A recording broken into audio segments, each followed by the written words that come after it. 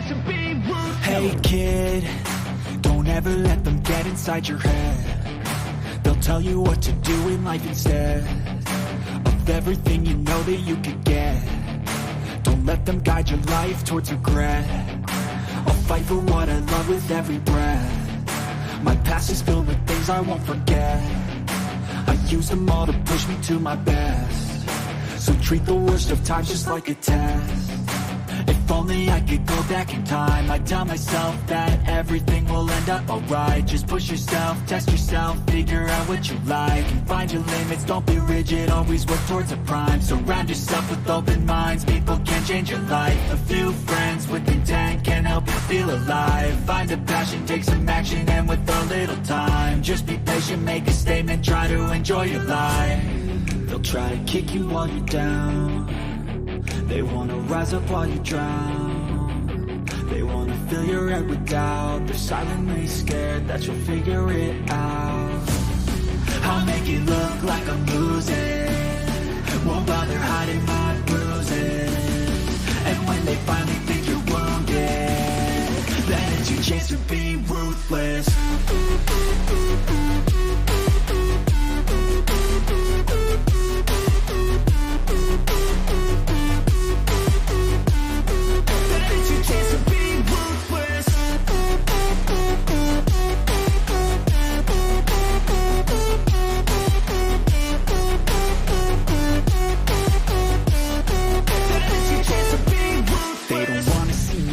They don't wanna see me care. Anytime I make some progress, I can see that they compare. I think everyone's against me, maybe something in the air. Am I paranoid? I swear a void is forming and they're scared. I walk a straight path, not many can say that. I like to play fast, cross me and there's payback. You better pray that I don't see your face at any place that I go. I know you hate that. I've been doing fine, I'm not wasting any more time. I live for the fight and the climb, and I think that the pain that's deep inside is what defines.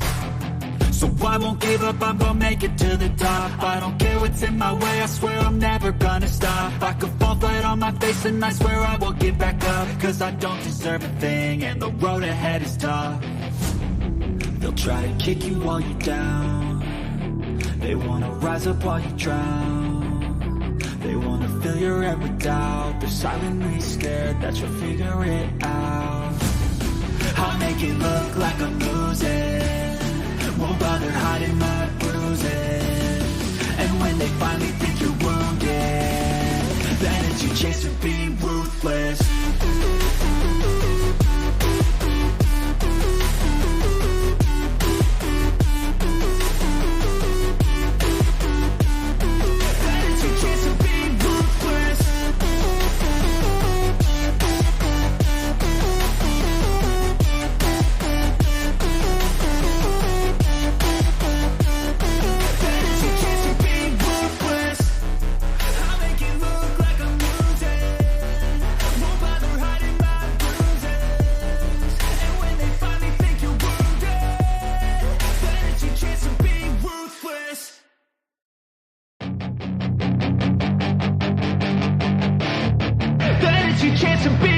Hey kid, don't ever let them get inside your head. They'll tell you what to do in life instead of everything you know that you could get. Don't let them guide your life towards regret. I'll fight for what I love with every breath. My past is filled with things I won't forget. I use them all to push me to my best. So treat the worst of times just like a test. If only I could go back in time, I'd tell myself that everything will end up alright. Just push yourself, test yourself, figure out what you like, and find your limits, don't be rigid, always work towards a prime. Surround yourself with open minds, people can change your life. A few friends with intent can help you feel alive. Find a passion, take some action, and with a little time, just be patient, make a statement, try to enjoy your life. They'll try to kick you while you're down. They wanna rise up while you drown. They wanna fill your head with doubt. They're silently scared that you'll figure it out. I'll make it look like I'm losing, won't bother hiding my bruises. And when they finally think you're is your chance to be ruthless.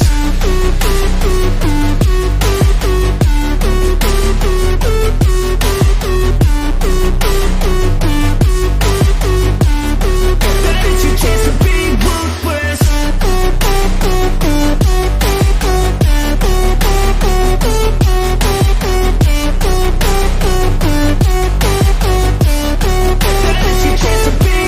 They don't wanna see me naked, they don't wanna see me care. Anytime I make some progress, I can see that they compare. I think everyone's against me, maybe something in the air. Am I paranoid? I swear a void is forming and they're scared. I walk a straight path, not many can say that. I like to play fast, cross me and there's payback. You better pray that I don't see your face at any place that I go. I know you hate that. I've been doing fine, I'm not wasting any more time. I live for the fight and the climb, and I think that the pain that's deep inside is what defines. So I won't give up, I'm gonna make it to the top. I don't care what's in my way, I swear I'm never gonna stop. I could fall flat on my face and I swear I won't get back up, cause I don't deserve a thing and the road ahead is tough. They'll try to kick you while you're down, they wanna rise up while you drown. They wanna fill your head with doubt, they're silently scared that you'll figure it out. I'll make it look like I'm losing, won't bother hiding my bruises. And when they finally think you're wounded, then it's your chance to be ruthless.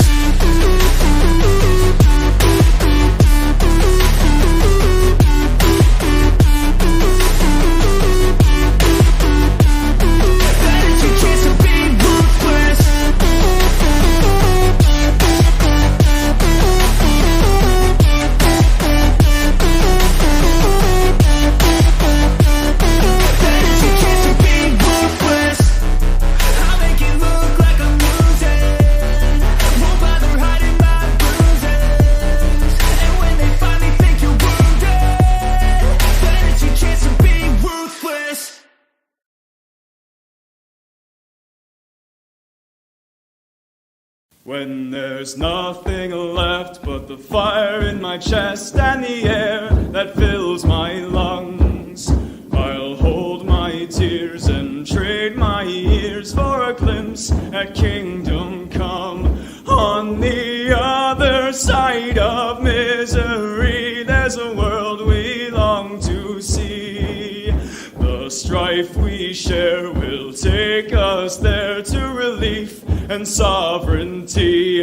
Oh, by God, we'll have our home again. By God, we'll have our home.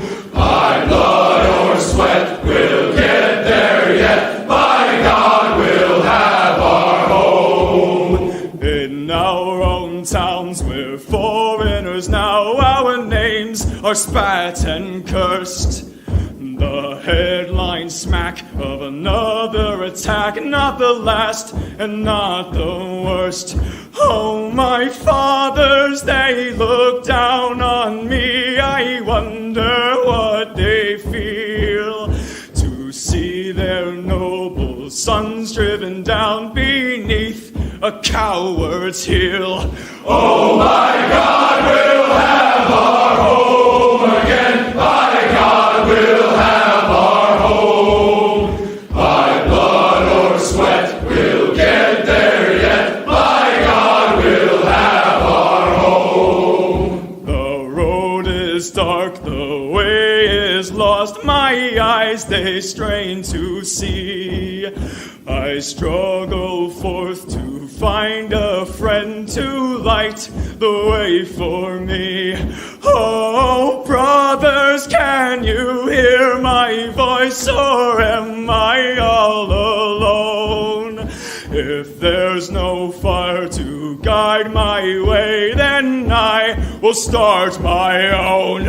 Oh, my God, we'll have our home again. By God, we'll have our home. By blood or sweat, we'll get there yet. By God, we'll have our home. Oh, by God, we'll have our home again. By God, we'll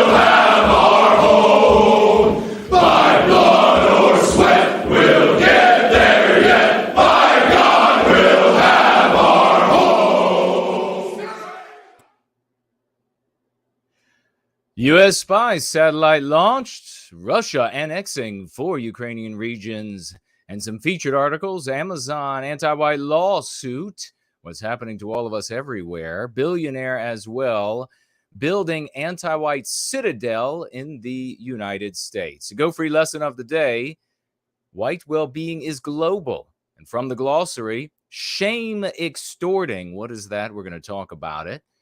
As well as the MP today, which is whites and Asians grouped in discrimination complaints. We'll dig into it. Your questions, comments, and calls. And then there is this. A husband is getting out of the shower just as his wife is getting in, and the doorbell rings. The wife runs down in her towel and opens the door. Bob, the next door neighbor, is standing outside. Bob says, "I will give you $800 if you'll drop that towel." After considering the offer for a moment, she drops the towel. Bob pulls out $800 and hands it to her. After she sheepishly returns upstairs, she hears her husband yell from the shower, "Who was that?" She timidly yells back, "It was Bob." Her husband replies, "Good. Did he say anything about the $800 he owes me?"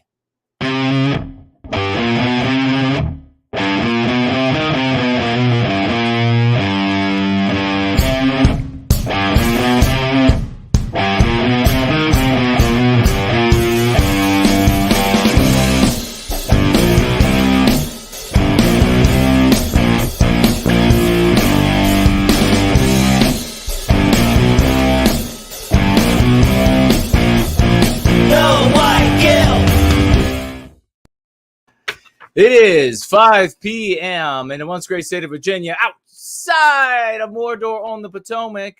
It's 7 in Sydney, 10 in London, and midnight in Moscow, where they are annexing their little hearts away. We are going free. It's wonderful to have you all with me. And over the course of this gathering, you may ask questions. You may make comments. You can do so in any of the live chats that are scrolling on your screens. But before you do that, you might want to share the URL so we don't have a super cozy gathering today like we had last week. It would be okay if we do, but we would like as many people to find out about the going free method as possible. So please do share with your circles of influence.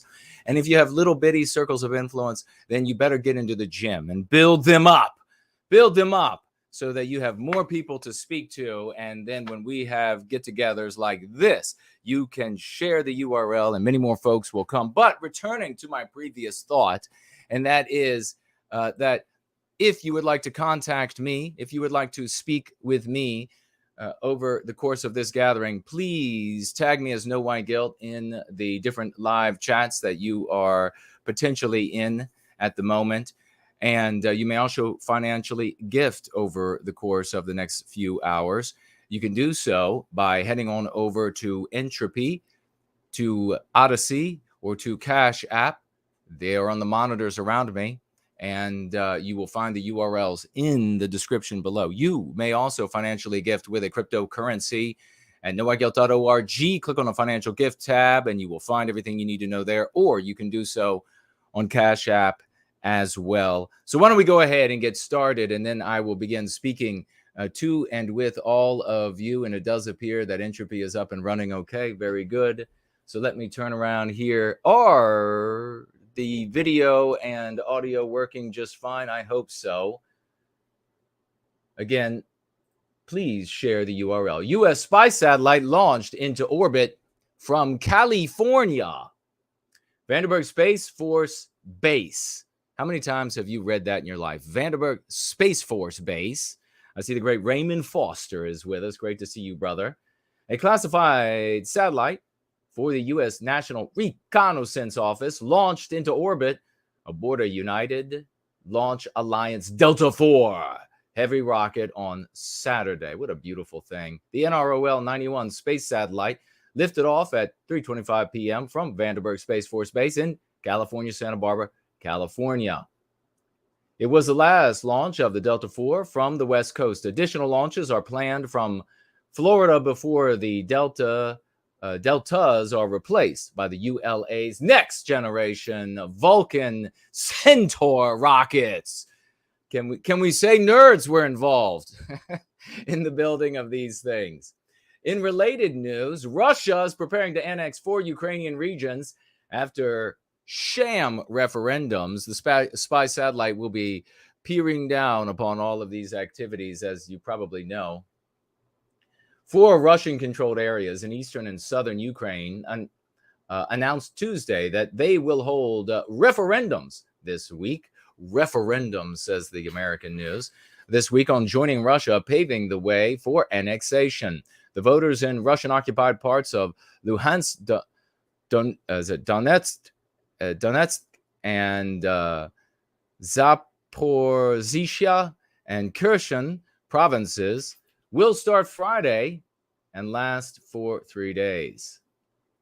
Russia, quote, Russia does not have a firm military grip on any of the regions it could move to annex as Ukraine's army continues to retake territory from Russian forces. Of course, what I've seen here when I've looked into the retaking of territory is that Russia is essentially what it appears in the information that I can glean from the outside in what the United States would refer to if they were doing the same thing as a police action.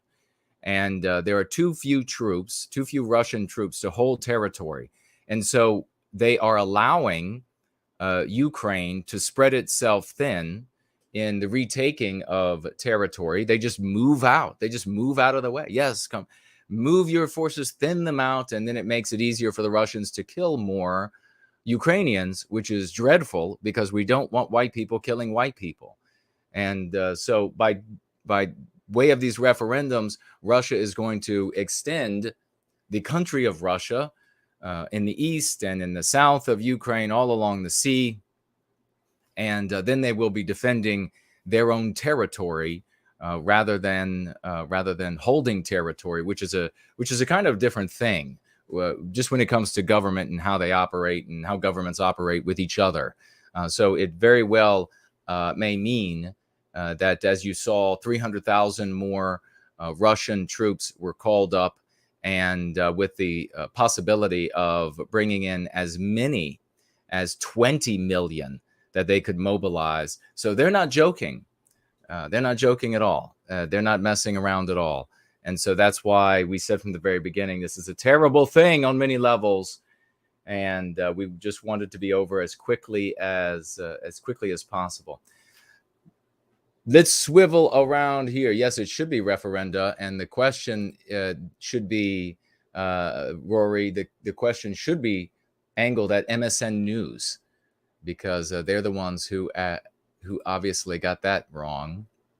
We're going to begin, though, with one of our featured stories, and that is Amazon faces suit over $10,000 offer made exclusively to non-white people. Don't take the bait when you read this sort of a headline. And this is, they want you to say, well, it's for Black, it's Latinx, Native Americans, but this is extended to all non-white people. It is, and then really don't take the bait of talking about it being for non-white people. It's just about excluding white people. This is what anti-whites do. When they think to themselves, we're going to go out there and help a group of people, what they're thinking about is not you white people, relative to white people. We want to bring white people down relative to these people. And so that's the whole purpose. It's about victimizing us. And that's how you have to view this. Don't take the bait about talking about these things from the point of view of, wow, it's not fair that they get such good treatment. I want everybody to get good treatment. I want everyone to be treated. I want everybody to have preferential treatment. It's not happening at Amazon, though. They're discriminating against white people. Don't take the bait and go in there and say, oh, well, they're just helping out all the non-white people.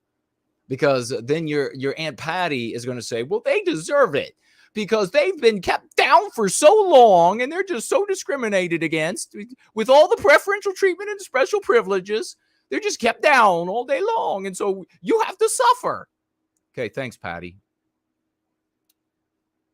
I found more cat hair in the food you made for the get-together. A white woman, this is really how an Aaron starts off the article. A white woman is suing e-commerce giant Amazon over a program that gives non-white people a $10,000 stipend to launch their own delivery startups. An offer the lawsuit calls patently unlawful racial discrimination. It should be calling it anti-whitism, patently unlawful anti-whitism. But they're not going to do that. I took a quick look all the way to the end just to see how they wrap this up, and I saw that this woman wants to be referred to as Ms., because she's got a B in her bonnet or in other orifices in her body. So she wants to be. So now what's happening is, of course, we've talked about it many times, and it is a wonderful thing that white women are now being discriminated against increasingly at the level of the white male. And what a traitor the vast majority of white women have been. They have sat by, and white males would not have done this. White males gave white females all these rights because of how we felt in our hearts. Nobody took it from us. There wasn't some place that white women could just go sneak off with them. No, white men said, you know what? We want to do things different. The whole world is males just dominating. In fact, you're just property. You're just property. You're like swine. You're like sheep. You're like cattle. We trade with you and cattle and sheep. And so what we want to do, though, we're white, and we want to do things a little different because, you see, we have our daughters we love. We have our wives we love. And we want them to be treated a little better than just property. White males did that, white ladies. And every goddamn day, you better wake up and thank the white males in your world for what better white men did in giving you all any rights, because you wouldn't have had any. And I also want to echo the support for Iran that is circulating around the internet. There is a color revolution going on in Iran, paid for by anti-whites around the world, in my opinion. I mean, maybe that's not true. Ask CNN. Maybe it's just a spontaneous thing. Like they're all just these spontaneous and swell up out of nowhere. These women who are deciding to get real uppity in Iran, and they're saying, we don't want to wear your headscarf anymore. We don't want to wear. Well, are we seeing women ruining another civilization? Is that what we're seeing? So I throw in my support that no one gets hurt in this color revolution in Iran, and that the women go back to a place where they don't harm the society that is functioning in Iran. I hope that no one gets hurt. That's where my support is right now. But we had in this country white women who have happily, and you all remember the white woman in Loudoun County, not far from where I am, who at this county meeting, she was a teacher, and she was what was she quitting? Did she quit? Was she fired? Anyhow, I think she was finally fired. That's what it was. And she gave this tearful thing about how awful it was and how much she was really looking forward to getting back with her diverse students and how wonderful that was, and now how awful it is because they are targeting white women in the teaching profession in Loudoun. Thank God. Thank God. If there's any group of people that deserves to be targeted, it's white females for discrimination by this regime, by these anti-whites, because for so long they've been just fine with their white little boys growing up into a world of abject hell for us. Abject hell for us. Just as long as they were fine. Just as long as they and their daughters were fine. They were loyal to their ginas. That's what they were loyal to. They were loyal to their gina. And they couldn't give a shit about Western civilization. And so now you see this white woman, this Ms. over at Amazon, has been just fine when Amazon, over the years and years and years since it's come into existence, has been benefiting everyone while discriminating against white males. Amazon's been giving out stipends and etc. benefits of various types to non-whites and women, and white women were included. So this Ms., I hope she loses her lawsuit, and I hope Amazon sues her back into oblivion. Ms. is now been out of shape because now she can't get in on the benefits anymore. No more benefits for you, Ms. No, you see, because you're white. Oh, but I hate the white race. I've been participating all along, destroying white males. Too bad, because your womb can make white males, even if you choose not to. Even if you choose not to, even if you go out there and get yourself a non-white male to reproduce with, your womb still could produce white males. And so you are going to be discriminated against too. And I say, as soon as Amazon gets done mopping the floor with this bitch, maybe they should go in with Iran and we should start getting headscarves for all the women here in America. A white woman is suing e-commerce giant Amazon over a program that gives non-whites $10,000 stipend. On-time retailer delivers packages by contracting with local, quote, delivery service partners outside businesses that drive parcels from point A to point B to, quote, help reduce the barriers to entry for non-white entrepreneurs. Amazon website states the company has created a diversity giant that offers grant that offers non-whites, trying to translate as I'm reading ahead of what I'm saying out loud. Diversity grant. So what does diversity mean? What does diversity mean? How many of you have had conversations with family members and coworkers and fellow students and strangers where they said, diversity does not mean no white people? Oh, really? In every single goddamn company from coast to coast, pole to pole on planet Earth, it means no white people. That's exactly what it means. Diversity means no white people. And here you have it once again, smacking you in the face. Everybody wondering, what's it mean? What's it mean? Let's look at the dictionary. You in the dictionary, I'm going to hit you over the head with it. You have to go to the world to see what words mean, for God's sake. You have to go to see their application.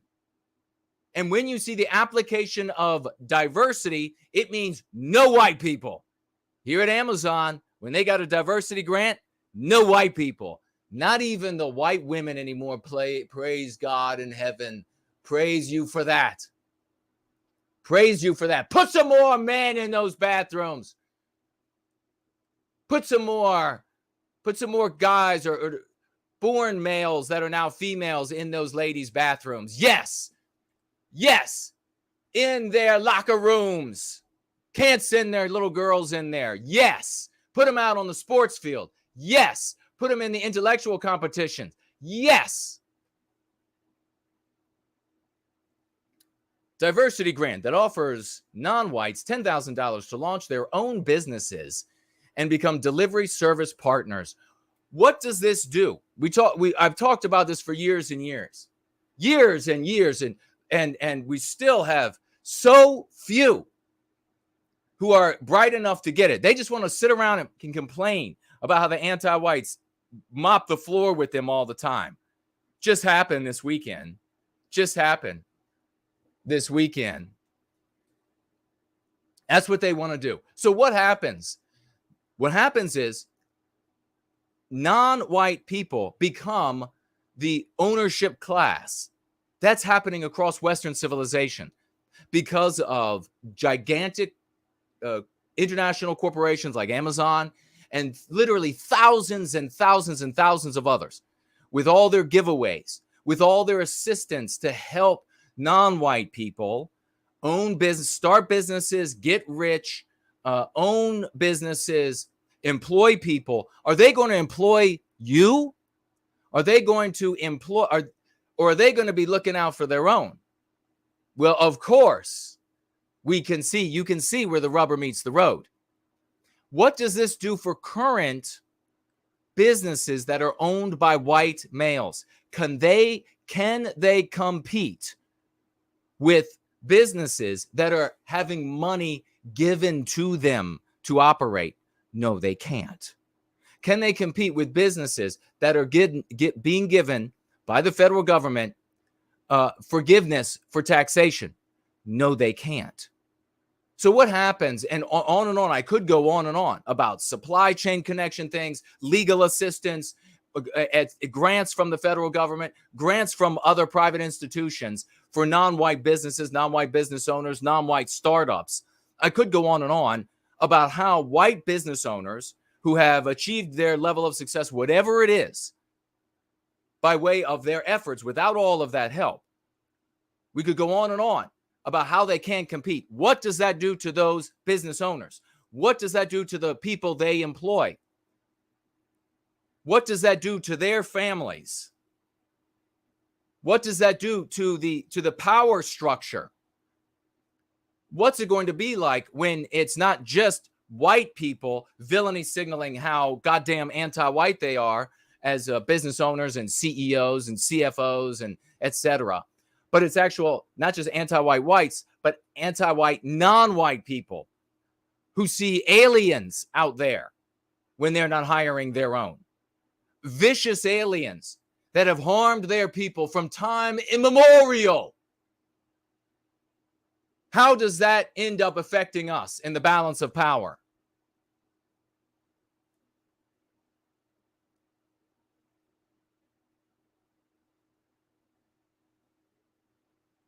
This means that businesses owned by non-whites receive a $10,000 stipend from Amazon to become delivery service partners. Well, and by the way, there's the amount of laws, rules, and codes that big business has forced on startups so that big business won't have to compete. All of that stuff is just ignored when these people, I've worked for them.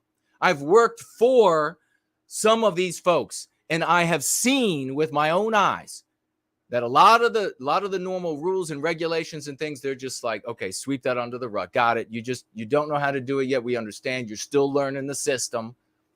And so it's all just forgiven.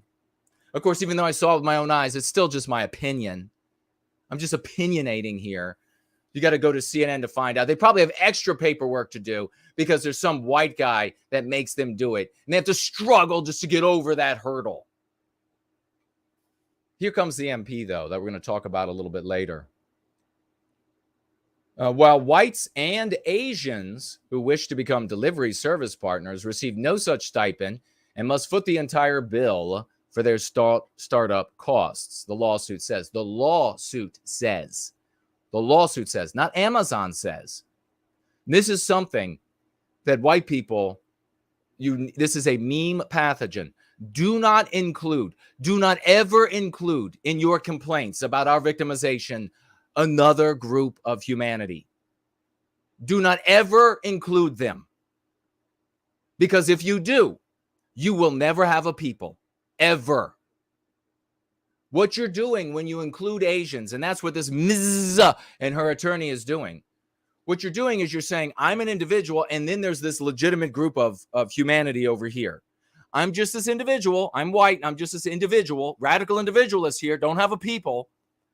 And then this legitimate group of humanity. And so that legitimate group of humanity is being victimized. And I know from the anti-white narrative that non-white values and people and their opinions, that's all important. So you better take heed and also include me in the benefits that you're going to give them. Don't ever include Asians. You have all of these people in the white sympathetic sphere, so-called icons, so-called so smart, and they'll talk endlessly about how this group of Asian, and I can't remember off the top of my head the specific instances, but there have been a number of specific instances where people in the white sympathetic sphere, content creators, leaders, went on about how, well, they're doing it to Asians as well. And then you follow up and you find out, oh no, there's actually a backdoor for Asians. Because you see, they're non-white. And the purpose is not to benefit non-white people. The purpose is to victimize white people. We're going to have to do this on our own, ladies and gentlemen. That means you're going to have to work your ass off, like I work my ass off. You're going to have to work your ass off to bring people into what we're doing here, because the white sympathetic sphere is garbage. They are not interested in doing what works. They are not interested in having success. They are interested in playing a role. They are interested in the things that keep them enriched in their leaderships. That's it. That's it. Interested in being stupid. Unlike the Jewish race that they love to condemn all the time, which seems to function in a much more intelligent manner. Because when one of their members discovers something that works really well for their people's well-being, well, they get on board with that. Not with the white race, though. The plaintiff, Ms. Crystal Baldock, I'm sure it's actually Ball Breaker, is asking a Texas district court to end the program and award damages to everyone who has suffered unlawful racial discrimination on account of it. Filed July 20 by some of the most prominent appellate lawyers in the country. Yeah, how many of the most prominent appellate lawyers would move to help me? Would move to help Nate? How many? How many would move to help Fourneau or Brant Danger? Zero. And how much do you think white females would give a shit about that? The ones in this community would, because we're gleaning the best right out of that refuse, that sewage dump that is the rest of the Western world. But how many white females would care? Aside from here, zero, in my opinion. Class action lawsuit argues that the stipends violate the Civil Rights Act of 1866, which prohibits racial discrimination in contracting. Gee, why is it that hasn't worked before? By the way, I really got to point out again, as we just we're 8.5 minutes past the bottom of the hour, and kicking ass as always, so much better than everywhere else you could go, and you know it. You damn well know it. You damn well know it, because we get success, baby. We get results at the end of the day. Where were we? Should I just keep going? Oh, but I will say it. Across the entire Western world, and we see it very often here in the States, that you'll have like a lawsuit will be won somewhere, and by somebody who is saying, oh, this is discriminatory against white people, and the lawsuit will be won. And then across the white sympathetic sphere, people will say, oh, well, that times are changed. It's so different now, and we must be doing something right. You know, when they weren't doing anything right. And then you find out that, oh, for some reason, no one is able to cite that as precedent and get the same outcome in case after case after case.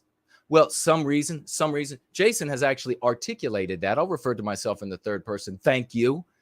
And plenty of meetings why that doesn't happen. Why you just can't cite that as precedent and then win future cases. Why is it that this 1866 hasn't just been used again and again and again successfully? And then all of those cases cited as success. And then because there's an anti-white morality, I tried to explain repeatedly to the thick-headed, clay-brained dumbasses that I've been in meetings with.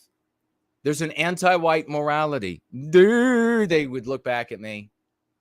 There's an anti-white morality that informs all of these decisions in the courtroom, that informs the decisions being made in the bureaucracies.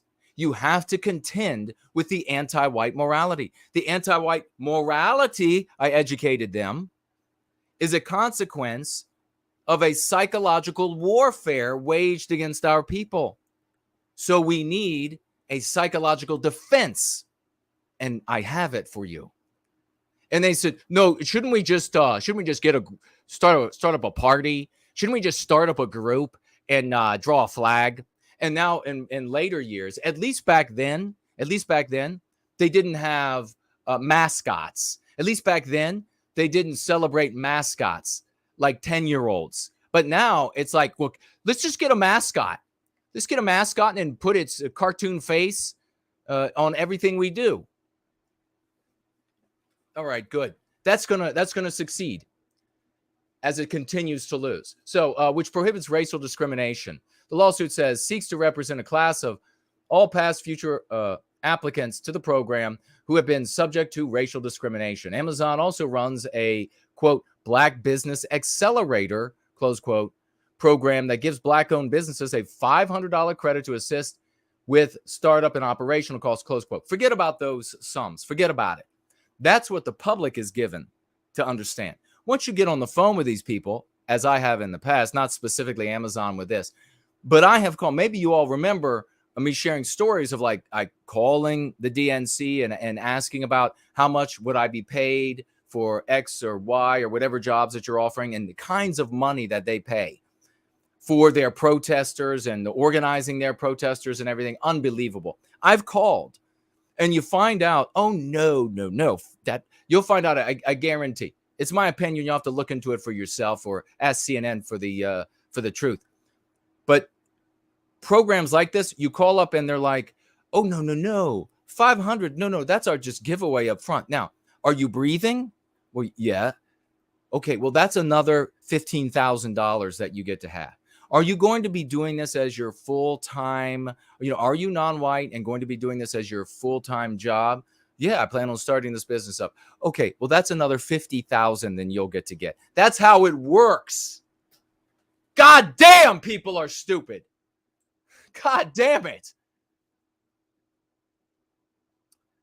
The programs are just two examples of race-conscious policies that have proliferated in corporations and nonprofits across the United States, often in violation of federal law.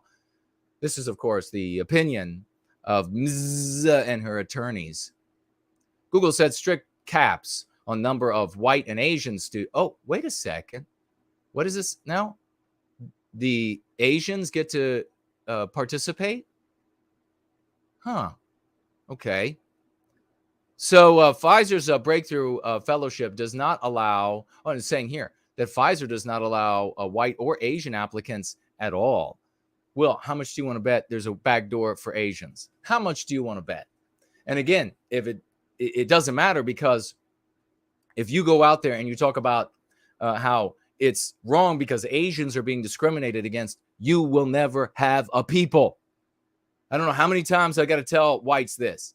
If you hear another white person say, well, it's us and the Asians, slap the spit right out of their mouth, metaphorically. And Women Against Abuse, one of the largest domestic violence nonprofits in the United States. In other words, an organization that destroys white families. BIPOC employees received a larger stipend than white ones to sit on racial equity audit task force, a racial equity audit task force. Too many white people's in here. A policy that is now the subject of a pending discrimination complaint.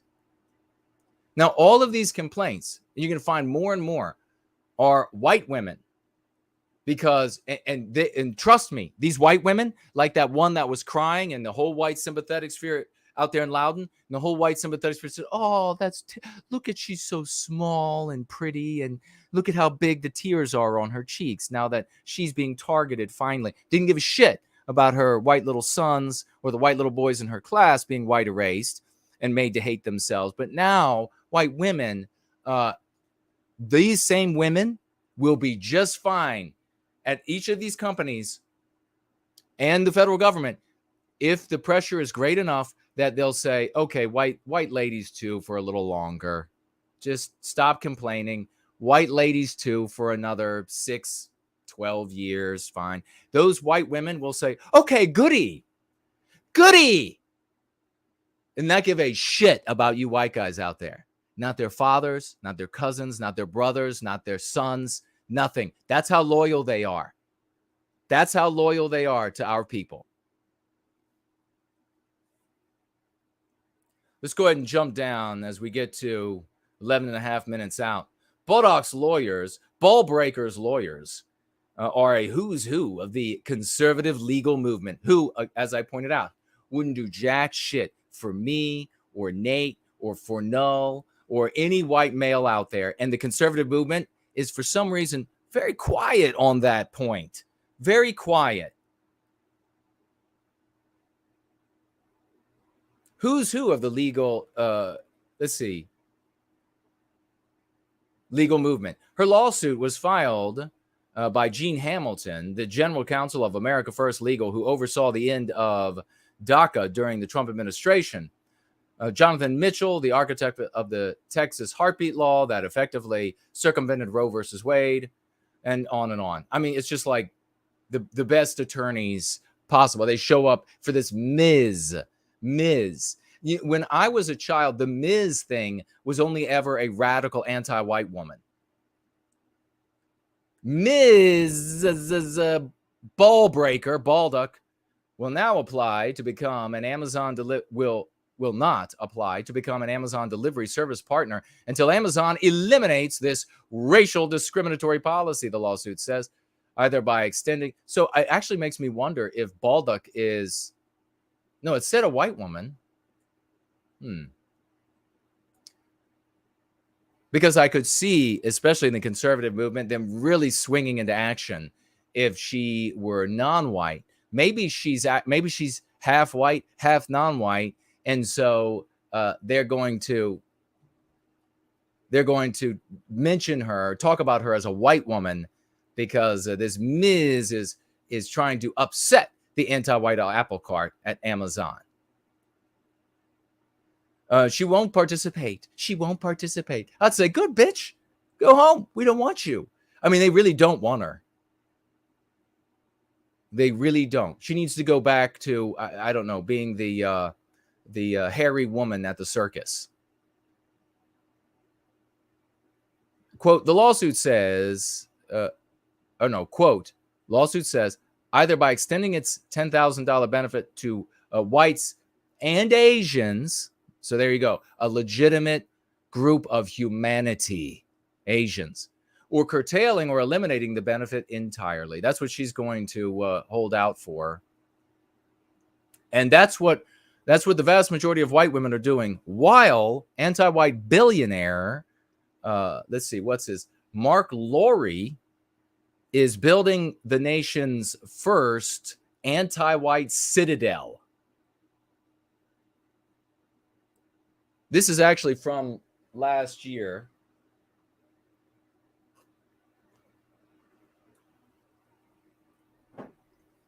Former Walmart executive, but we have an update because they're getting closer to building it. Former Walmart executive and e-commerce billionaire Mark Rory wants to build the world's first anti-white city. Of course, they're referring to it here as woke, which is something you do when you have a very small penis and very small brain. From scratch somewhere in the United States. Rory last week unveiled plans for his utopia, you mean dystopia, called telosa, from the ancient Greek word telos, meaning highest purpose. Quote, the mission of telosa, what an ugly name. How apropos for anti-whites. The mission of telosa is to create a more equitable, sustainable future. So do you get that? White people, you have to be, no matter how much work you put in, no matter how much talent you bring, you're going to be driven down to the lowest common denominator. You won't be able to be your work, your efforts, your intelligence, your creativity, your ingenuity, your persistence, your dedication to your employer, the time, etc. None of that's going to matter. You are not going to be allowed to do better, to achieve more than a non-white person who really doesn't want to do anything. But non-white people, any of them who want to give any time, effort, or talent that they bring to the table, they are going to be elevated artificially so far above you. It's going to be like stars in the sky. That's what they're going to be. And they're going to be like stars because their backsides are going to be on fire as they're just going higher and higher into the stratosphere of success, of business success. It's going to be equitable, but it's also going to be sustainable, which means, oh, your place is already cool enough here in the desert where they're going to build this city. It's already cool enough at 100 degrees. So we're turning off your air conditioning. You've had enough water today, white man, and eventually white woman. You've had enough water today. We're going to turn that off. It's going to be sustainable. That's our North Star, Rory said in a promotional video. Quote, we are going to be the most open, the most fair. Oh, yeah, the most fair. And the most inclusive city. Inclusive. We know what inclusive means. No white people. We know what inclusive means. Your time, your talent, your ability, the dues you pay don't matter. We know what inclusive means. And when it comes to most fair, well, you really have to find out what fair means. And don't you out there for a second, you noobs, you morons, say, well, let me look at the dictionary. This is what it says in the dictionary. And then you have all of these people, all of these fans who watch those drooling retards. Why is that? Because all those fans are drooling retards. Look, there's one just like me.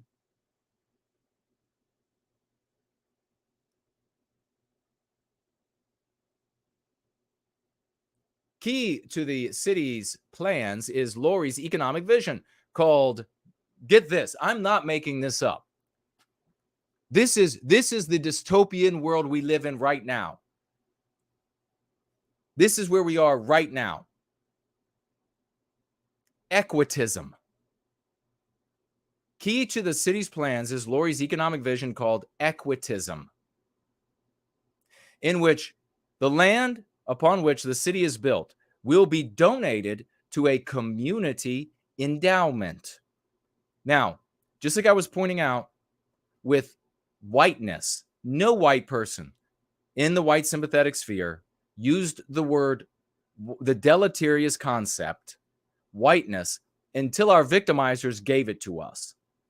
And then they started using it right away. What does that tell you about these dumbass motherfuckers? What does it tell you?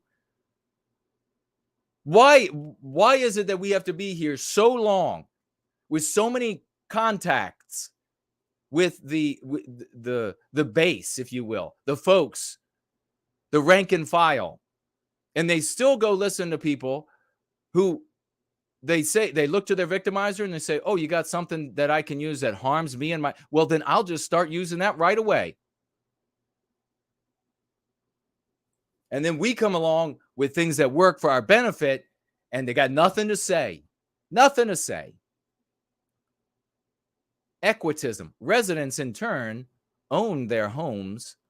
Residents, in turn, own their homes on the land and are enriched as home values increase, according to the project site.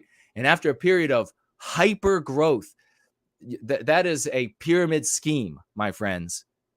Residents can buy the land from the community endowment. Oh, so you get to buy the land. So you own your house, but not the land? Huh. That's curious how that works. I guess it's, well, if you can take your house, but don't worry, because after you've had this explosive growth that's going to happen, this explosive growth, then you can buy it for that inflated rate from the communal. Oh, and you see, this is, if you can see the writing on the wall, how the anti-whites are going to handle an increasingly archaic Western civilization. It will be with their new communities, with their new cities, and they will be turning off the power and water to the old ones. The new citadels, where they'll say their position, you're an anti-white, and that's the way we want you. That's where you will get to live, where you will at least get to have water, running water, and electricity at points. But the rest of us, not so much, in my opinion, of course. If you went into the desert where the land was worth nothing or very little, and you created a foundation, it is so sickening how when you don't have a government that is actually of the people, that cares for the people, that sees its life in the body of the people. When you don't have such a government, then you have these corporate entities that come in. And it's abject tyranny under corporatism. Abject tyranny. And it's anti-white from top to bottom in these corporations. No government to step in there and execute everybody who's found guilty of treason to the country.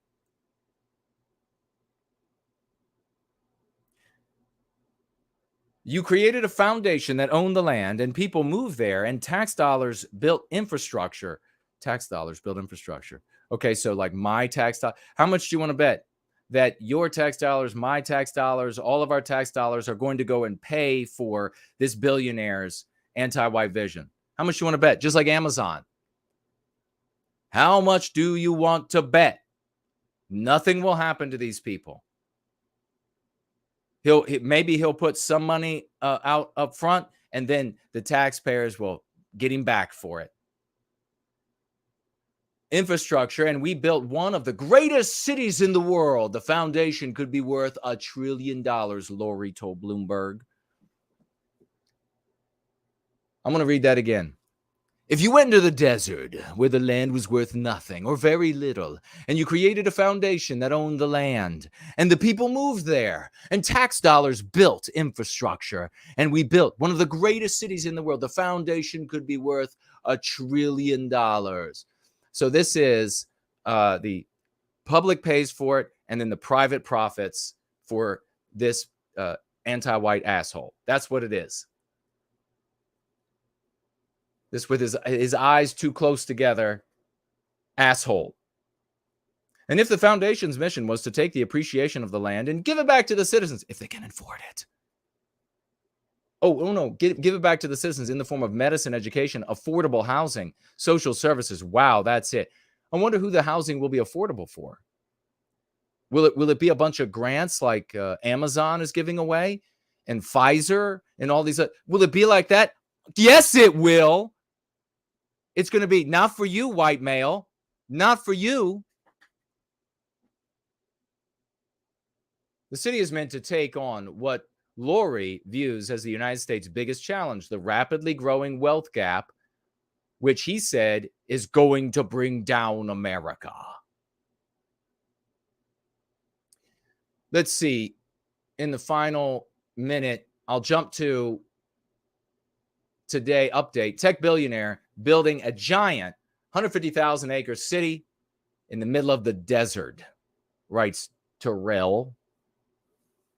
Telosa, the sustainable city plan from tech billionaire Mark Rory, is not aiming to be a utopia. Is not, he says.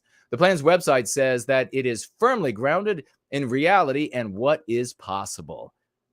But it's utopia for the anti-whites. We are forced on, we're just going to use all the white man's technology, all his building ingenuity, all his discoveries over the past, who knows how many years, all his tech that he's built and discovered and maintained over how many years. We're going to use all that, all the wealth that's been built up by way of their actual physical labor and intellectual labor. We're going to use all that to build these cities that could never function otherwise except as a parasite on the ass of something healthy. We're going to do that at the same time that we run a spear through the heart of the white man and kill that golden goose once and for all. Oh, but don't worry, because there are really good things happening across the West with Nazi parties and people wanting to craven into bunkers and people talking about putting together enough Band-Aids, enough blowout patches, enough plasters to be able to handle everything falling apart. Don't worry, there are good work going on. Quote, we are focused on the best, most sustainable solutions, the description reads, quote, but fully recognize that no solution is perfect. So what do you call a city that aims to be sustainable, transparent, affordable, diverse, for 5 million residents, if not a utopia? You call it a living hell. That's what you call it. Rory is hoping people will call it home. Home. I wonder if the billionaire will just live right on the regular street with everybody else. Me thinks not. Me thinks no. No. In fact, me thinks also that asshole dumbasses are in the white sympathetic sphere are going to start saying, well, I don't want utopia. Give me some of that dystopia. I don't want utopia. Who wants utopia? I want dystopia. And then he's going to have an audience, rest assured, that's going to say, well, here's some dollars. Here's some dollars. We want dystopia too. I'm a dystopian. Rory's plans for Telosa were announced back in September 21. 150,000-acre plot of land around the size of Chicago was originally meant to be based either in the American desert or somewhere in the Appalachian region. But in recent town hall, the project leaders narrowed its future location down to the desert, Nevada, Utah, or Arizona. By 2030, the team hopes to have a diverse, meaning no white people, and God, please let it be no white women either. Please, God, let it be no white women. Put up a big sign that says no white women. A diverse group of 50,000 people living in Telosa. It plans for that number to jump to 1 million by 2050 and 5 million by 2070. Alana Goldwaite, Telosa's lead architect, explained the city's layout in a slickly produced video, probably with the KY gel, a video on the project's website. At the town hall, she said Telosa will be made of 36 mixed-use districts so residents can enjoy reaching all of life's necessities at the expense of the white man. I mean, in a 15-minute walk. As popularized by Carlos Moreno's 15-minute city. A public green space where homeless people, can set up tents and use drugs throughout the spine of the city, giving 5 million people easy access to nature. Well, just give me some of that damn darn there dystopia, and we can be happy ever after. Idiots, every one of them. Be right back. Drowning in the argument, the anti-white says, what exactly is anti-white? You have got to be animated with the righteous passion of reclaiming our destiny. We are the heroes of this era.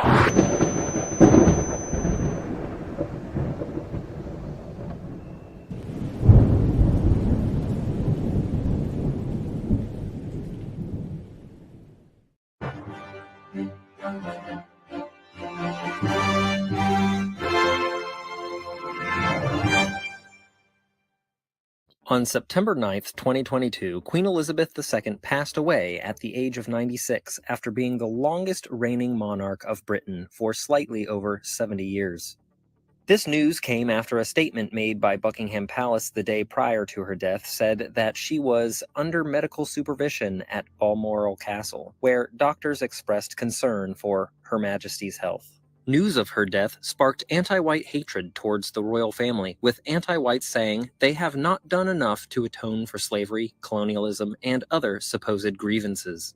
In the past, the royal family has villainy signaled to anti-whites their sorrow and regrets about slavery, with the now King Charles III giving a speech in Barbados in 2021.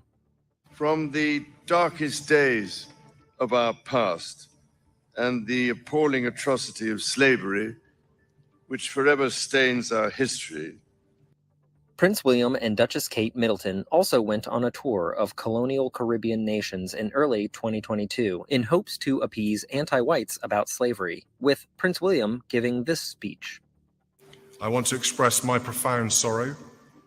Slavery was abhorrent, and it should never have happened. Queen Elizabeth had villainy signaled in the past her agreeance with anti-whitism. In her Christmas message in 2004, she lauded the white erasure of the country and told Britons that they need to welcome it by saying, quote, "Diversity is a strength, not a threat," end quote. So it comes as no surprise when years later, in September of 2021, a royal aide reported that the Queen and royal family supported the anti-white terrorist organization known as BLM after the summer of anti-white terror in 2020. However, villainy signaling over slavery and supporting an anti-white terrorist organization has not been enough to appease anti-whites. After her death, there was an eruption of celebration over it on social media, with hashtags such as Black Twitter and Irish Twitter trending with celebrations of her death. One such tweet that made headlines was made by an anti-white Carnegie Mellon University professor by the name of Unju Anya, who said, quote, "I heard the chief monarch of a thieving, raping, genocidal empire is finally dying. May her pain be excruciating." End quote. Multiple regime media outlets also ran articles and news segments on the, quote, evils of British colonialism, end quote, and the monarchy's ties to it. One example being anti-white CNN news anchor Zain Asher stating on a news segment titled, "Many Nations' Ties to British Monarchy Complicated by Colonial History," that, quote, "There is now an understanding how much money the royal family may have made from slavery. Their involvement in colonialism, and there are calls for reparations, right?" She goes on to say, "It's unfortunate that there's been no apology," end quote. This, of course, comes after the royal family repeatedly villainy signaled their regret about slavery and demonstrating their compliance with anti-whitism, proving that if you are a white person, no amount of anti-whitism is ever enough to appease anti-whites, not even in death.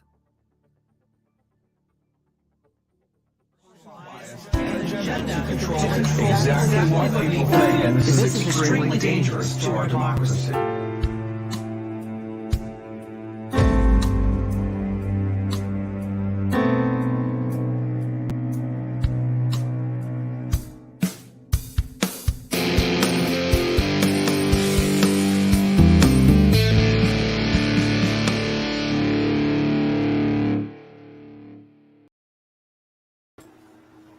All right, we are back. Let me know if the audio is working okay. What a couple of stories those were.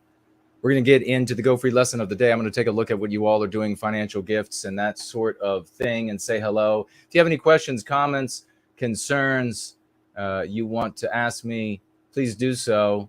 I'm here and I am taking a look at what everybody is saying. Nationalism TV today saying, "Hail Jason," over on Odyssey. And thank you. And a big Promethean hails back. And we have, we'll just say, Dim Roads, looks like, was over there. Last person commenting on D Live. Please, folks, let your circles know that we are detonating. I will debate anybody. I will go anywhere. I will debate anybody. I will destroy anybody.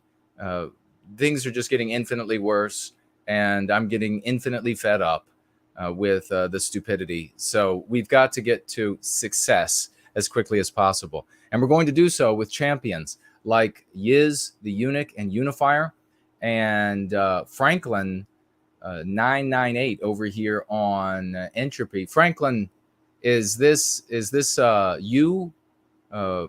The moderator, Franklin, or is this a different Franklin? Let me get to Yiz, the Eunuch and Unifier over here. Let me know also, is the audio okay, or do I need to make a correction to the audio? I'll just go ahead and make the correction. Looks like it's okay, but let's get to this. Yiz says, with $5 financial gift, God bless you. God bless you, sweet lady. She says, a weekly folk tithe to let everyone know I got a channel strike, so can't stream to YouTube tomorrow, but I will be streaming to D Live and Odyssey like usual. So I hope to see you tomorrow right on my channels at 6 p.m. like usual before 4 Nulls stream, and a white heart emoji. Mondays are for the dragons. Both of those are the Dragon Lords, ladies and gentlemen. So Discordant Dragons at 6, Dragons of Adventures at 8. Discordant Dragons will not be on YouTube, though. It'll be on Yiz's other platforms, other channels, Odyssey and D Live. So you've got to make sure you follow all of us who are producing content on multiple platforms. And if you want an alert, to me going live, get a Telegram account. It's not hard, and follow me there. It says it right in the description below. Follow me. The link is there to be able to follow me on Telegram so that you will always get my alerts when I'm going live. Otherwise, the anti-whites are just not going to send them to you. Like 90% of the time, folks don't get the alerts. So it's really clear why we continue to struggle with successes. Unless you want to conclude, and it's true for some, that success in service of white well-being is not what a great many people are looking for in the white sympathetic sphere. They're looking for other things. Okay, it is the great Franklin. Ladies and gentlemen, get your raucous emojis out. Get them loud. Get them proud. Pull the start motor on those damn things. And it's going to be 2-cycle, roaring, just motors of glee. 07s for Franklin, who's always active, always a champ for white well-being. Franklin here, financially gifting 100 US. Save our white ass dollars. $100. God bless you, Franklins. Thank you so much. 07s to this champion. Hey, this is my first ever financial contribution on a YouTube live stream. Go Free continues to grow in influence every day. Shout out to Rich. And he says here, Kip as well. Kip indeed, my brother. Keep it Promethean. God bless you. Thank you so very much. We're going to be celebrating Franklin a little bit later in the gathering. So don't go anywhere or I will hunt you down and beat the piss out of you. God bless you, brother. I really appreciate that. Let me hop over. We're having fun. Even though we continue to have so many challenges out there, we've got a new level of ass kickery going on. A brand new level of ass kickery. I am really coming more through this sort of this chrysalis and evolving into something much more maybe in tune with a reality that I just have wanted to ignore. I hoped could not be the case, and I've seen just too much evidence for in the white sympathetic sphere. And so I think that being freed of bonds of understandings, of desires, of hopes, hope ends up being, hope is this wonderful thing. It's this wonderful thing that you're supposed to have like a dash of it at the end. A dash at the end. You do all the work, you do all that, and you don't let women talk, because if they talk, then it's going to just be up front. It's going to be hope. Hope is just going to be the whole goddamn thing. Hope is supposed to be like this little thing you toss in at the end. You're like, I did all the work and I made sure it's going to work, and I'm going to throw in a little bit of hope at the end. Forget about hope. Wishes are curses. You make it happen or it doesn't happen. And so we're breaking free of a lot of chains. And we just had, as I'm talking right now, here on Entropy, a squatting, curling, bench pressing genius came in with a $3 financial gift over here. It's fit and healthy at any age. Thank you so much, good brother. Says, inspired by Clip's heroism, I contacted my senator, Todd Young of Indiana, about what he would do about combating anti-whitism. I will keep you informed about how he responds.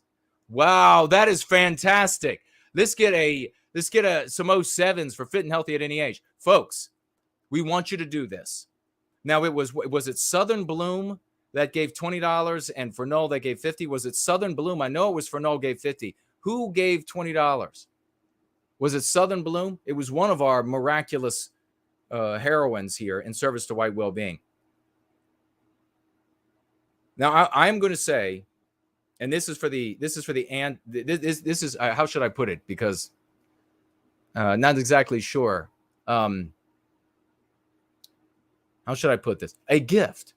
I might give a gift, a financial gift to someone, the next person who gets on video the way that No White Guilt Clips did, a person running for office at the state, like a state representative or federal level, and has the exact same sort of exchange. Are you going to oppose anti-whiteism? Do you care about white people? Do you care about the victimization of white people? You know, putting them on the spot. You're going to say our name or we're going to ruin you. And we'll have fun. We'll have fun doing this. I mean, you could say to these, you could say to these people, don't you think it's wrong that you have this constituency of white people and you don't care about their victimization? Have you thought this through? I mean, comments like that, you want to be respectful, right? That would be respectful. And at the same time, that would be funny as hell, wouldn't it? Have you thought this through? Like, do you have any moral bone in your body? I mean, how are you going to overlook the victimization of Western kind? That's the primary victimization in this country.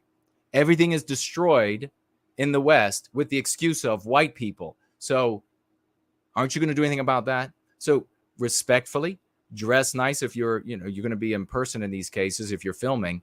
But in a case like Fit and Healthy at Any Age, if you're on the phone with these people, you can, and if you tell them, hey, I'm going to record this conversation, get it put on speakerphone, I'm going to record this conversation. And I just want to ask, are you going to combat anti-whiteism? Now, you don't have to do that. You don't have to record it. Somebody like Fit and Healthy at Any Age can have this conversation, can get back to us and can say, yeah, he or she said, or in this case, it's Todd. So Todd said, no, don't care about anti-whiteism. And so we can then talk about Todd on live stream and ruin him. We can share the story of the fact that Todd is an anti-white POS. If that's what he is, we're going to find out. Maybe Todd will say, of course, I'm going to combat anti-whiteism. White people getting attacked everywhere, right? So God bless you, Fit and Healthy at Any Age. Thank you so much for that. He's going to get Todd in a headlock of love. It's going to make him be white positive. God bless you.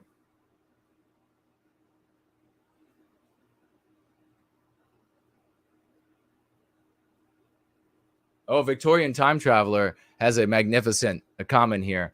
Hope is the first step on the road to disappointment. There is another heroine, another wonderful woman in service to white well-being. The women who come into white well-being, you really look out at society today at the average white woman.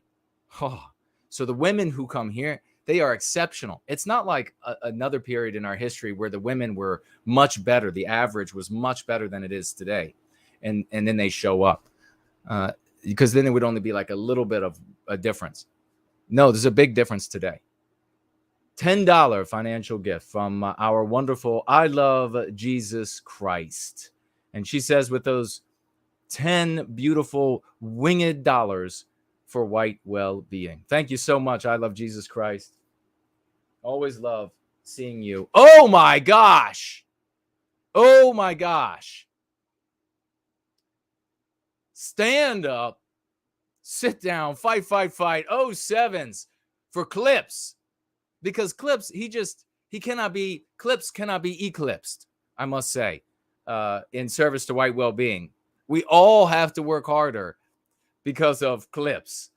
$200 financial gift over on Cash App. Thank you so much, dear brother. God, I really appreciate that. He says, for your hard work, thanks for never giving up. Man, I appreciate that. $200.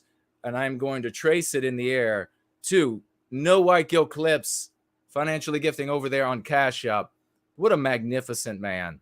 What a true epic champion. Heroes coming together in a world of darkness, bearing torches of their own. We come together and it becomes a brighter and brighter light for our brothers and sisters to see from further and further away, to be able to find their way to the true love, hope, and redemption of white well-being. God bless them. God bless every single one of you. God bless everybody celebrating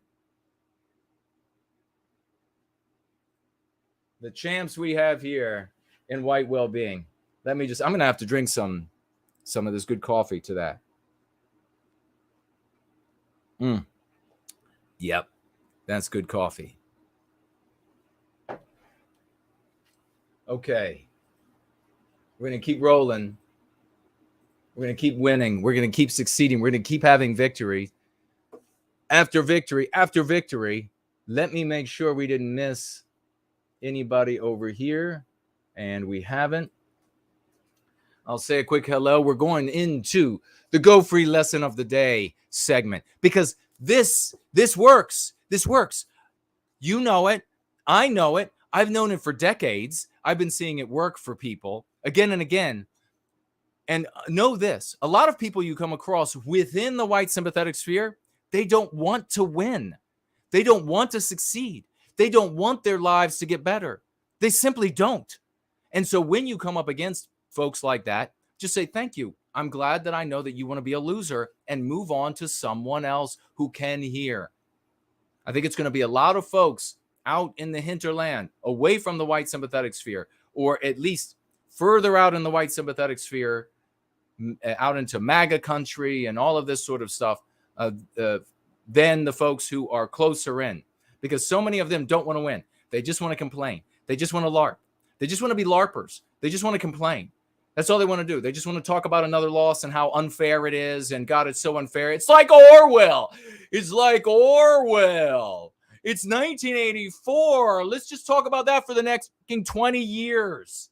No, in fact, shut up. Instead, let's use what works and not like a little bit of lip service. God damn it. Not like a little bit of lip service. That's not what this is about.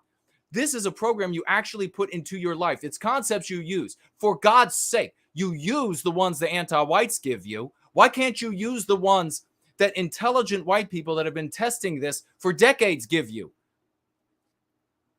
Hello? Anybody inside there? Anybody inside? It's looking pretty vacuous.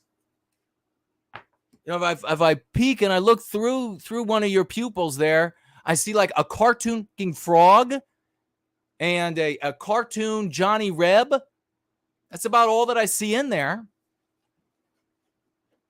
Wait a second, there's a saltine in there. Oh, wait a second, there's a little bear. There's a little bear cub.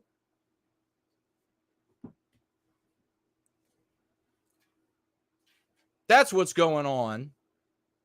Axis Mundi, Azimuth Clark, Montana Kid, Steve, Franklin. I know Fornall is here somewhere. Laughing Elisa. She says, that mug.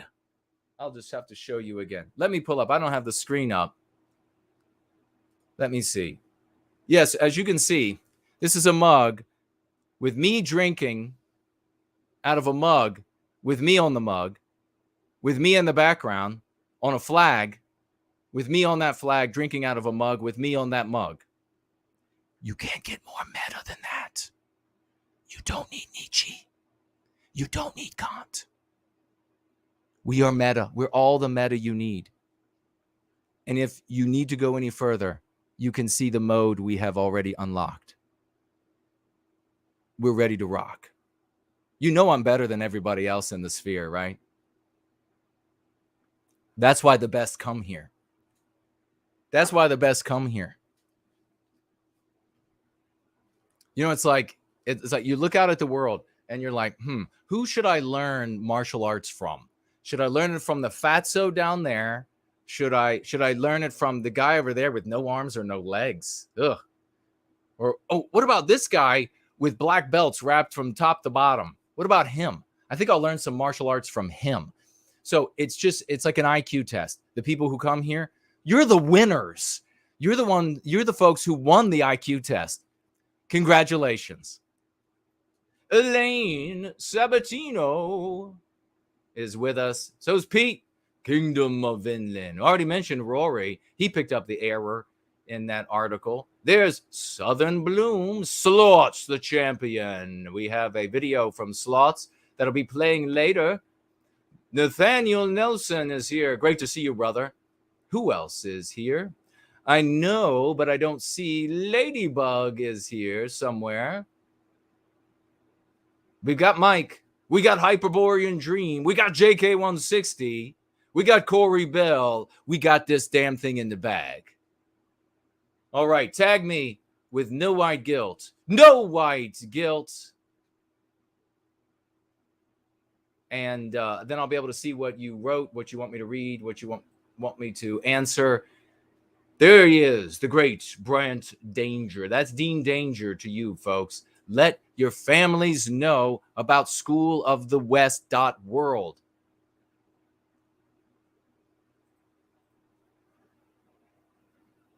And then we have somebody called Hulk Hogan, who asked a question about why am I not critical of another group of humanity?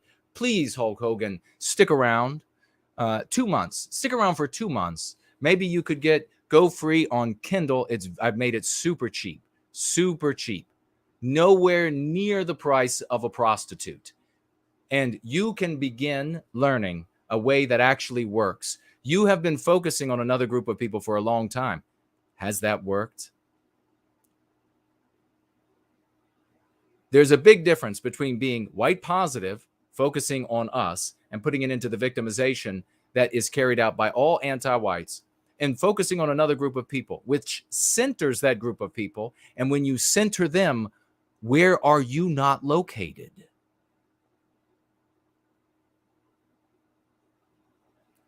The center. That means you're orbiting them and their story. And then that means that you are whatever they want you to be.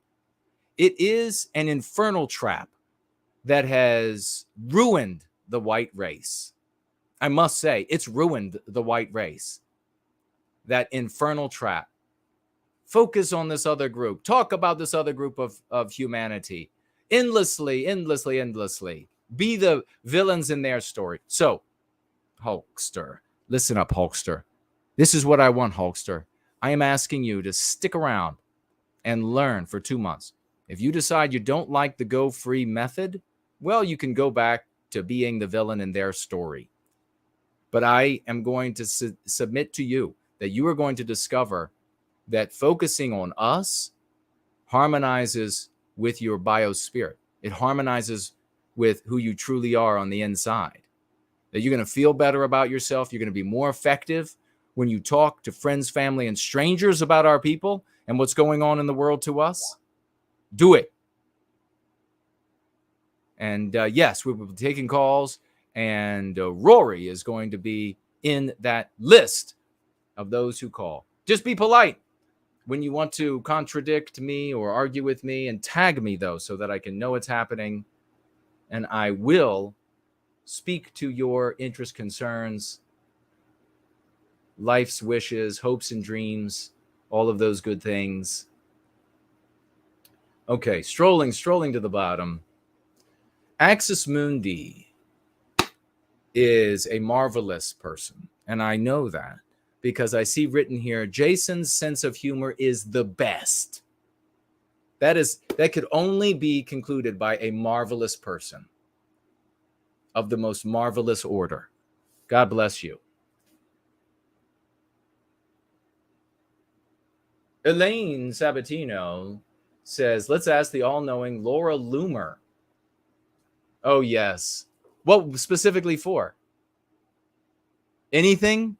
Laura Loomer. She's going to be speaking at American Renaissance. And she, by Amrin, top to bottom, is considered just absolutely marvelous.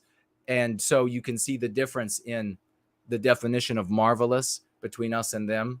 And brilliant. And she is a very proud Jewish Zionist woman. And she ran in a primary in Florida to defeat a white male who's kind of like this do-nothing. He's a white male Republican. He has like the third or fourth worst voting record. And worst here meaning that he just doesn't show up to vote. He's not voting like all anti-white things. The guy's just not going to work very often. So he's a white lazy guy. And he thinks it's like his sinecure. He just gets to get paid and hang out. And apparently the voters, they're like fine with it. because she lost in her effort to win, to defeat him. But interestingly enough, there were a bunch of different groups in the white sympathetic sphere that endorsed her to defeat the white guy.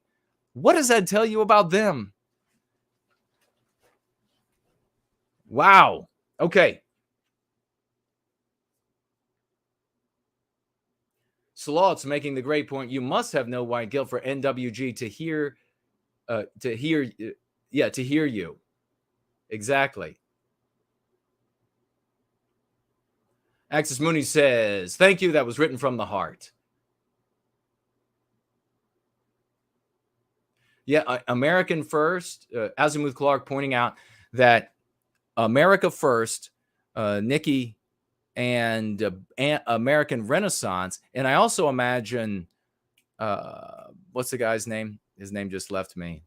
The Castle guy. I imagine he also are all pushing Laura Loomer over the white male. Catherine's here. Great to see you. Let's go ahead and get into this as well.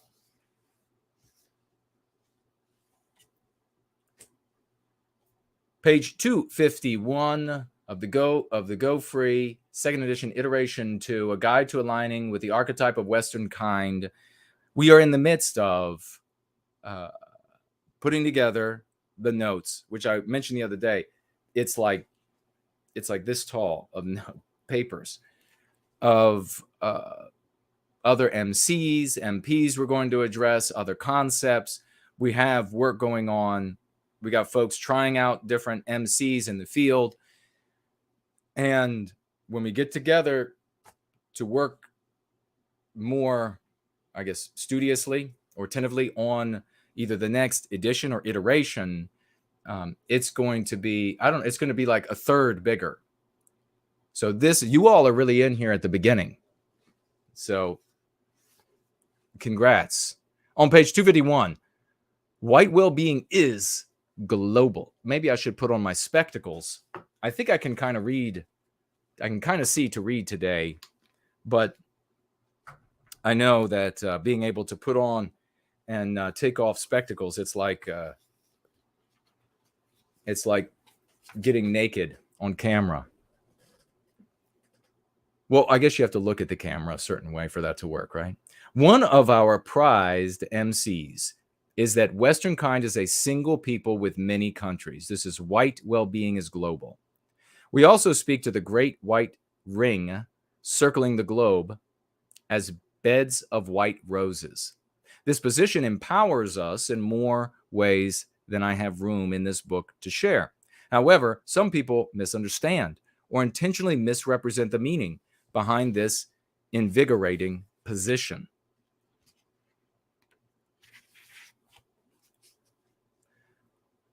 These few see homogenization, where the opposite is the objective. Going free and serving white well-being presupposes that the practitioner recognizes, loves, and seeks to preserve the beautiful variety we see in Western kind. Could you imagine moving away from what we're doing here because of fear that this would create homogenization in a world where everything is homogenized under anti-whitism every day? God, the white race has fallen so far. You know, the truth of how this will be remedied is nobody's going to come to die for you. You'll end up dying for our people. Those who are just too dumb to see are not going to pass through the bottleneck. That variety extends to every example of our appearance and our nationally, regionally distinct hues of Western culture.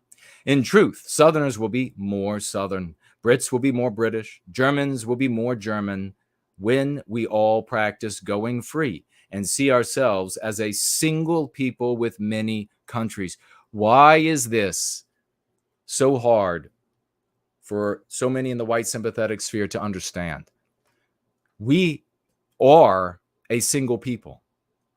And if we don't recognize, if we don't prevent the sectarianizing we're going to perish.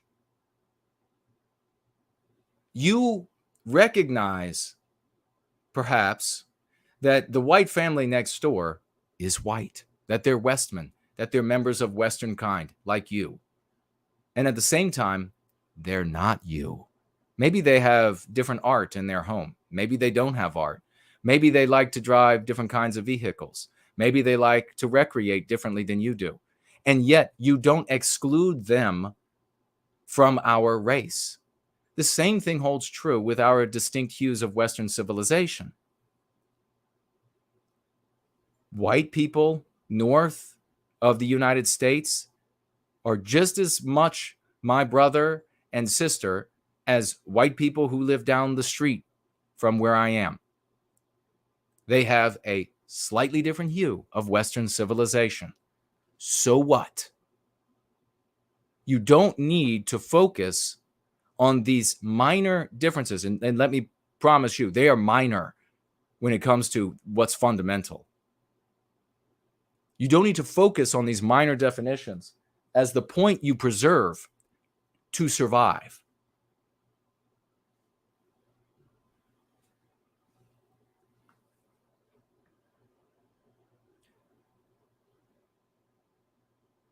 While Westmen of all physical appearances and cultural hues have, do, and will continue to fall in love and produce beautiful sons and daughters of the West, it is also true that every go-free practitioner is unwaveringly committed to a future that preserves and magnifies the splendor of our distinct physical and cultural hues. Anyone engaged in thought or activity that would diminish our people's idiosyncrasies identifies themselves as anti-white with those thoughts and acts. Think of Western kind as a single family living in a home. We all have different bedrooms that we decorate as we see fit to express ourselves. But we all come together to nurture, to protect, to survive, and thrive. And you could liken this myopia of low IQ, I guess, of well, it's my particular hue of Western civilization, and I'm full on board with that. Don't worry, not really concerned about the others. It's just sort of like a general thing that I kind of squint at, and I hope they do good. That's like saying, well, the house is on fire, but as long as I don't lose my bedroom, I'm just going to use the fire extinguisher on my bedroom. You're not going to rush to where the fire is and put it out. No, you're just going to worry about your bedroom. You're going to die. That's what's going to happen. You're going to die. All right, let's go to the glossary to find out what we have to learn from the glossary, because I suspect we're very near the time of having another stupid rally somewhere. I suspect that we're getting close to some sort of a planning for another rally, some sort of a planning for another march somewhere. And so I want to talk today about shame extorting. What is shame extorting? Page 201. Instilling shame to extort money for legal and other expenses from white sympathetic people after engaging in high-risk, low-reward behavior that harmed or could have harmed white well-being, even when the behavior is claimed to have been in service to the white race. It is fair to say that millions of dollars have been squandered on legal fees for people who, if we had been smart in service to white well-being and refused to have money extorted for these things, people who would have not gotten themselves into trouble. The only reason they ended up getting themselves into trouble, not the only reason, we'll just say like maybe the fulcrum, playing a key part in their decision was that they knew that they could rely on people in the white sympathetic sphere to step up and donate money for their legal expenses, which always fail. It is a colossal wound in the body of the white sympathetic sphere that we allow ourselves to be shame extorted. No more shame extortion in the white sympathetic sphere. We will evaluate, and certainly not from the white positive sphere, we will evaluate a person's actions. So if a person decides that they're going to go stand up for white well-being, and they do so in a way that is moral, that is legal, and they are grossly and wrongly mistreated by the anti-whites and ensnared in a legal imbroglio that at least an average level of due diligence would not have foreseen. In those cases, we will help those people out as a community, but only in those cases. If, as what is most often the case, a person claiming to do something for the white race decides that they're going to go out and maybe get into a fist fight with Black Lives Matter, or they're going to, while wearing a Mussolini t-shirt, for example, and they go out and they find where Black Lives Matter has a march, whether they legally got permits or not, whether they're allowed to be there or not, doesn't matter. None of it matters. None of that matters. If one of these people go out there and decide that they're going to go get into a fist fight with a Mussolini t-shirt on and yelling power white the other way around, then we are not going to help them with their legal expenses. And by having that position, we are showing love to those who might have, average intelligence, but maybe were raised improperly. Maybe they are just violent by nature, instinctually, whatever it might be. We are showing them love because if they know there's no fallback, there isn't going to be a community of people going to shell out money for some attorney that's just going to lose anyhow, they will think twice about ruining their lives and doing something that stupid. Now watch. What am I being motivated by here? Love. I want to prevent individuals from doing things that will ruin their lives, and I want to protect the white sympathetic sphere and the efforts of white sympathetic people who are endeavoring to do good for Western kind, to put an end to our victimization. I am endeavoring with my love to prevent them from being undermined by idiotic acts that anti-whites can point to and say, here's evidence of our anti-white narrative, where all white people who care about Western kind are monsters, are animals. And for those out there, I mean, I can hear the arguments of so many people disagreeing. The folks who we need to persuade, our brothers and sisters, vagues out there, it will matter to them whether or not some white guy goes out with a Mussolini t-shirt on and gets into a fist fight with BLM where they're marching. It will matter to them. Whether or not the anti-whites are going to say that, well, they're all Nazis, whether that guy does that or not is totally irrelevant. And if you don't understand that, then you need to let others do the thinking for you. And you do, this is such a problem nowadays. Everybody thinks that they could just step right in and give socio-political strategy as though they've been studying it for their whole lives and have had successes their whole lives with it and learned from failures in their whole lives with it. If you won't step in for the heart surgeon working on your mother, then stay out of leading the white sympathetic sphere. Stay out of giving your opinion. Now, shame extorting. Don't put up with it ever again. Let's get to the MP of today, which is something that's not in the book yet, but will be in the future. And that is this inclusion of, it's most often Asians. And in the US, that means the Far East Asians. It's most often Asians. White people do this because they're inside the anti-white narrative. They have an erroneous idea of the world, of how the anti-white narrative works, what's really motivating anti-whites. They believe, because they see that they are sacrificed, that their opinions are irrelevant vis-a-vis non-white opinions, that their concerns just generally, their wants, their needs, what pains them is all irrelevant vis-a-vis non-white opinions, etc.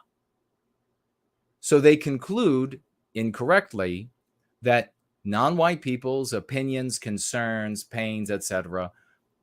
are material, that they have value, that it's meaningful. It's a great demonstration of the utter sickness of Western kind, that we can't speak out against our own persecution. Indeed, these women, this Ms. Ballbreaker, could not speak out against the victimization by way of discrimination and persecution of all the white males in her life. Not even herself as a white woman. She has to point to the Asians. It's legitimate because of the Asians. Well, I'm going to tell you again, as I told you in the first segment, that there's always a back door. You'll always be able to find a back door for Asians.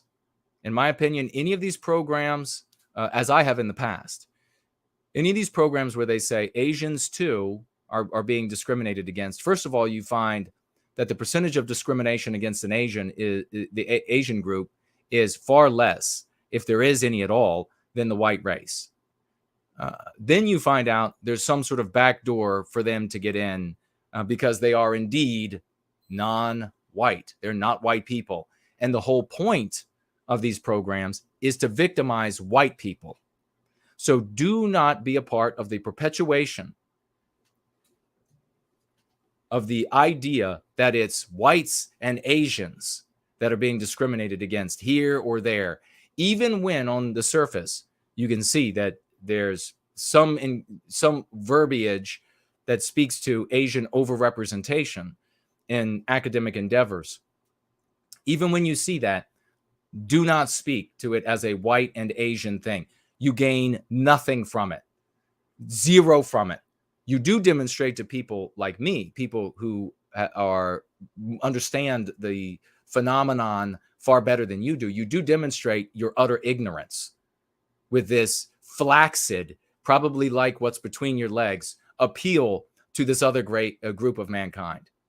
Most importantly, you prevent yourself from participating in the creation of an identity for the white race with this appeal to another race of mankind. You have to stay focused on anti-white and anti-whitism. You can't go wandering out into a field with all of these different identifiers and names, because the white people around you do not believe they have a people. They do not believe that they are a coherent group. And if we don't teach them to believe that they are a coherent group, then as individuals, they will continue to ally with the victimizer. They will continue to flee when they can. They will continue to behave as radical individuals. We have got to weld them together. And the most powerful thing that you can do to weld them together is to talk about the basis on which they as individuals are victimized. And that is the immutable characteristic of the race to which they belong. You are harmed because the race that you are a member of, the people that you are a member of, is targeted. I have had, and so many others who are here have had massive success talking to our brothers and sisters that way. Do not give me your opinion about how else it can be done, because there has been no other way that it's been done. You know, I've never said that the Go Free method will only ever be the only way, or will only be the best possible thing that we could do. But it is the only thing that's working. Period. Everything else has already been, everything being done today has been done. It's been done and failed again and again and again and again and again. You got a long track record of losing. So we have something that's working here. It's time to pick up what works, implement it in your life, and then become another voice out there, another testimonial telling the world what works, what has worked in your life, what's changing lives for all of us, so that we can create a people out of this deracinated race, one that great white ring around planet Earth, and together be able to put an end to the victimization of our people and therefore ourselves. I hope that makes sense, and we'll be right back. Exactly what people think, and this is extremely dangerous to our democracy.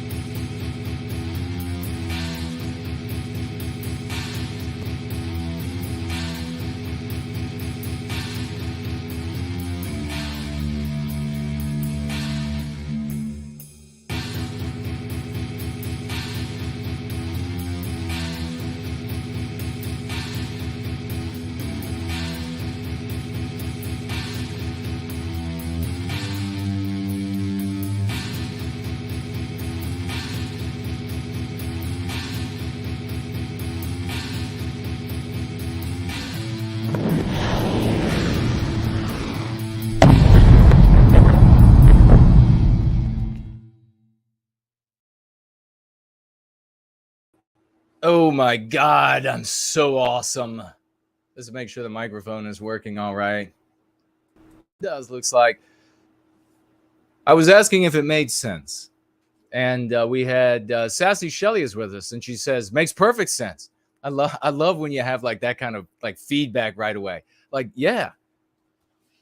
And I don't even have, because she's able to get it like that, don't have to ask her to check her class schedule, because she's obviously in the right place in the AP advanced placement, where we recapture the destiny of our people, despite all the anti-whites and all of their efforts, and also those in the white sympathetic sphere who are not exactly friendly to us. That was a beautiful piece of music. Tamora May says, that was beautiful. Yes, that was our very own Richard Wagner, and he did that. You saw my books there on his piano, and he's naming his first child after yours truly, a magnificent human being, not even in the same country that I am in, and demonstrating that he is, with those great talents, tapping into the spirit of the West inside of himself, and beautiful human being. So happy for him and his lovely bride, and we expect them to go far with it. Could you imagine the family they're going to have? My goodness, what champions! And the video there. Who did that video? Was that? Naderific knows who did that. Cartoon work there. I was going to say Groundhog Fury, but it was not, I don't think, on that one. We'll continue. Wonderful participants, people investing themselves, their time, their talents, their intelligence, their money from all around. It was Groundhog Fury, Franklin is saying. So that's Groundhog Fury. And you know he lives on top of a mountain somewhere on a completely different continent. So people contributing from all around the world and to white well-being. It is something that is growing and becoming stronger. And we're going to find a patron. We're going to find a patron or more that has big bucks. And things are really going to begin changing. I mean, I am going to take much more significant steps. And things will begin changing rapidly. We're going to have paid positions. We're going to make this happen. No more screwing around. All right, let's see. I'm going to take a look at what you all said, and we're going to get into our next segment, which is some announcements. And we have over here on Entropy, the great, the one and only, a moment in time. Dude, bro, moment. 07s, 50, count them. US save our white ass dollars. And he writes with them 50 for white well-being. Amen to that. It's going to be, you know, the thing that's really epic, unlike that other organization who absolutely spat in the faces of their financial gifters. Could you imagine being a financial gifter to an organization that's constantly hitting you up with appeals for money? And you're like, well, I could spare maybe $5 a month. And you know it, like you're feeling it, right? And then you do that for years. And then some decamillionaire comes along and gives $2 million out of nowhere to the group. And then the guy and the group that you have been giving $5 a month to, that hurts, that you feel for the past, 8-10 years, that guy takes $1 million and buys himself a castle to live in. What an insult to the folks, to all of those people. Well, you can be sure that when somebody comes along for us or more and begins financially gifting sizable chunks of money relative to all of us, probably though they don't even reckon, like $50 for Dubro moment probably hurts like hell. I'm almost positive we're all working class people. Think about $50 for you, right? Think about a couple $100 for you. So somebody comes along and they give that kind of money.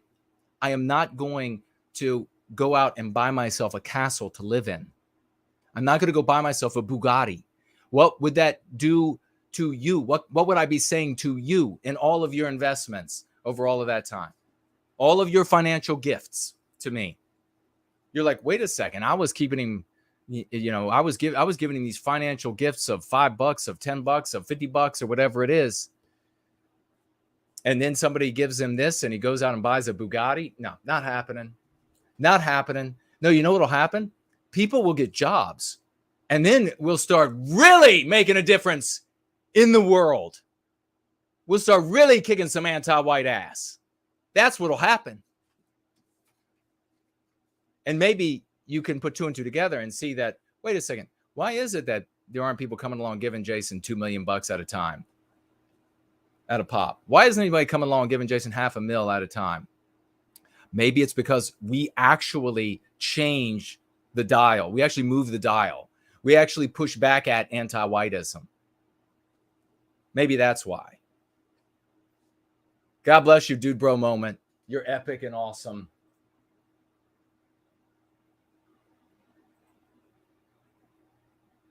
Can you believe, on top of everything that, no, I'm just looking over here at Cash App again.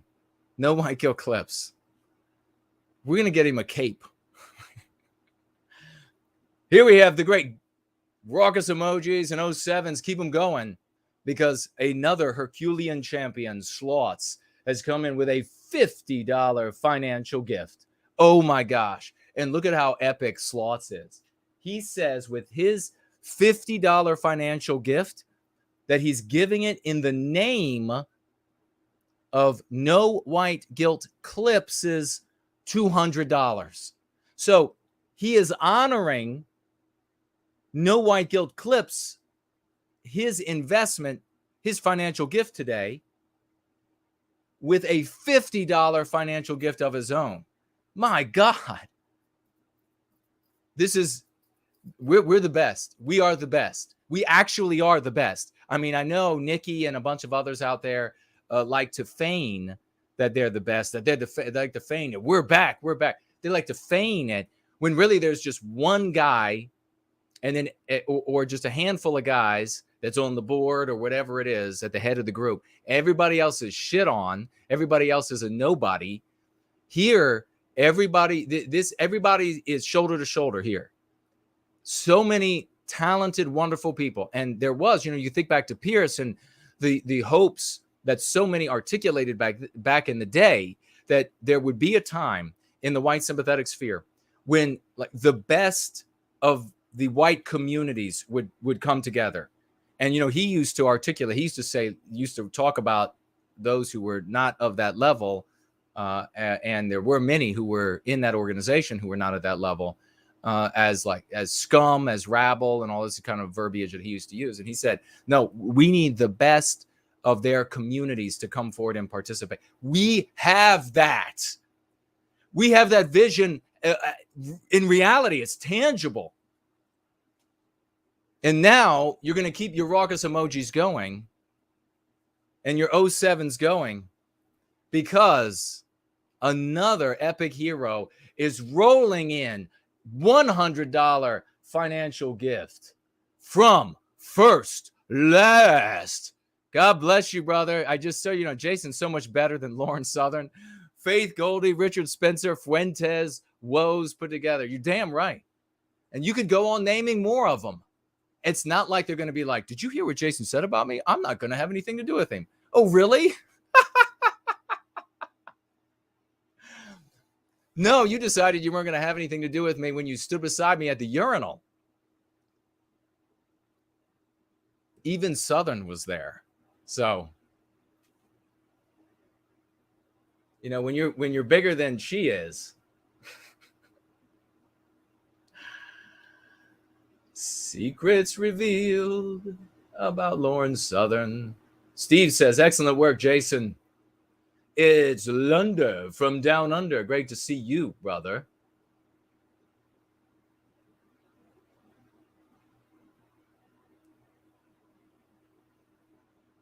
Thank you so much. First, last, slots, everybody. Dude bro moment. wonderful to look around and see yourself surrounded by champions. We'll fight to the end, and we'll fight with the tools that work. Let's see here what we have in these announcements. There's no more tap, ladies and gentlemen. Remember, we're going to be taking your calls tonight, a little bit later. And so stick around for those. I'll be looking more at your comments and questions as well. Tag me as No White Guilt. Tag me as No White Guilt. So I'll see. Do you agree? Do you disagree? Maybe you're a big supporter of one of these other groups and you want to try to defend, for example, why buying a $2 million or a $1 million house for yourself in the form of a castle is a good thing. Maybe you want to do that. I'll laugh at you, but I'll at least read what you have to say. We have over on Odyssey, looks like Nationalism TV coming in with 99 library tokens of a financial gift. I thank you for that. 99 tokens. And he says, we need more marketing. I agree. We're absolutely in accord there, my friend. We need more marketing. We need to get out there. We need to be in the faces, in the places that folks who have resources are moving. We need to be in the names and the places of where our brothers and sisters are suffering. So let's get out there. Let's get to as many of these people as possible in the way. Maybe you're in the MAGA sphere and you know exactly what MAGA folk in that particular corner of the MAGA sphere need to hear in order to become interested in the concepts that we use, the Go Free method in general, and share that. You got to get involved. And we have links in the description below. The description is a veritable cornucopia under this video on YouTube. It's a veritable cornucopia of opportunity. So there are GFC links there. There is the OT, the outreach team. Email is there. There's the general chat that you can get involved in. Link is there. A lot of ways that you can get involved right now, and we're going to need you to get involved. Share those ideas if you know how to reach those brothers and sisters out there. Share those ideas so we can start to get to them. What does Jason have to do? Does he have to put slather butter all over a orbicular woman and then jump on her back with the reins that you would put on a horse and ride her down a hill? Is that what has to happen for us to get attention? What's it got to be? I know there are a lot of people out there who are they're so inert. They're so just, oh my gosh. I could really say some ugly things. It's because of this consumer society that we're in, largely. Anti-Whitism eating the soul right out of them. So many people here who have started going free have talked about in their testimonials, beautiful testimonials, which you don't see anywhere else in the white sympathetic sphere. My God in heaven, why don't we have 100,000 people already just like watching live? How can people be this messed up?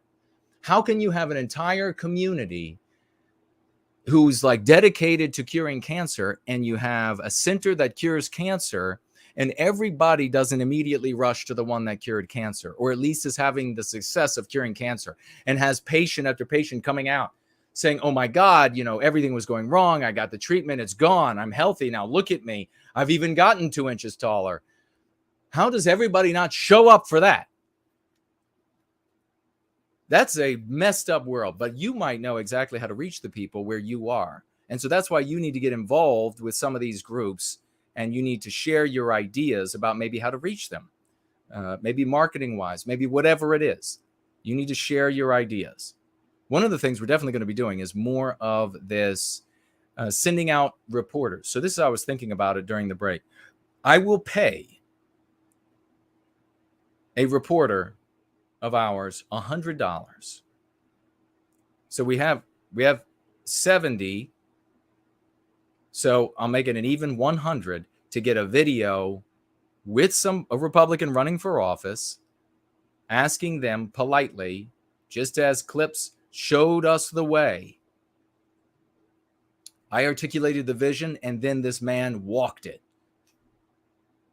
Showed us the way, just like that. $100 in your pocket. $100 in your pocket. Let's get it, and we'll push these things out there. And I'm telling you what, we had some resistance. We have some resistance against Eclipse doing it, but it's eroding the resistance out there. It's eroding the desire to ignore our successes. So $100 to the reporter who gets a video like Clips with a Republican running for office. Or you could just get it from a Republican in office. They're not running right now. If you have that opportunity, that would be wonderful. Now, announcements. Oh, let me see. What else did another 99 library tokens from Nationalism TV. Thank you very much for those tokens, my good brother. He says,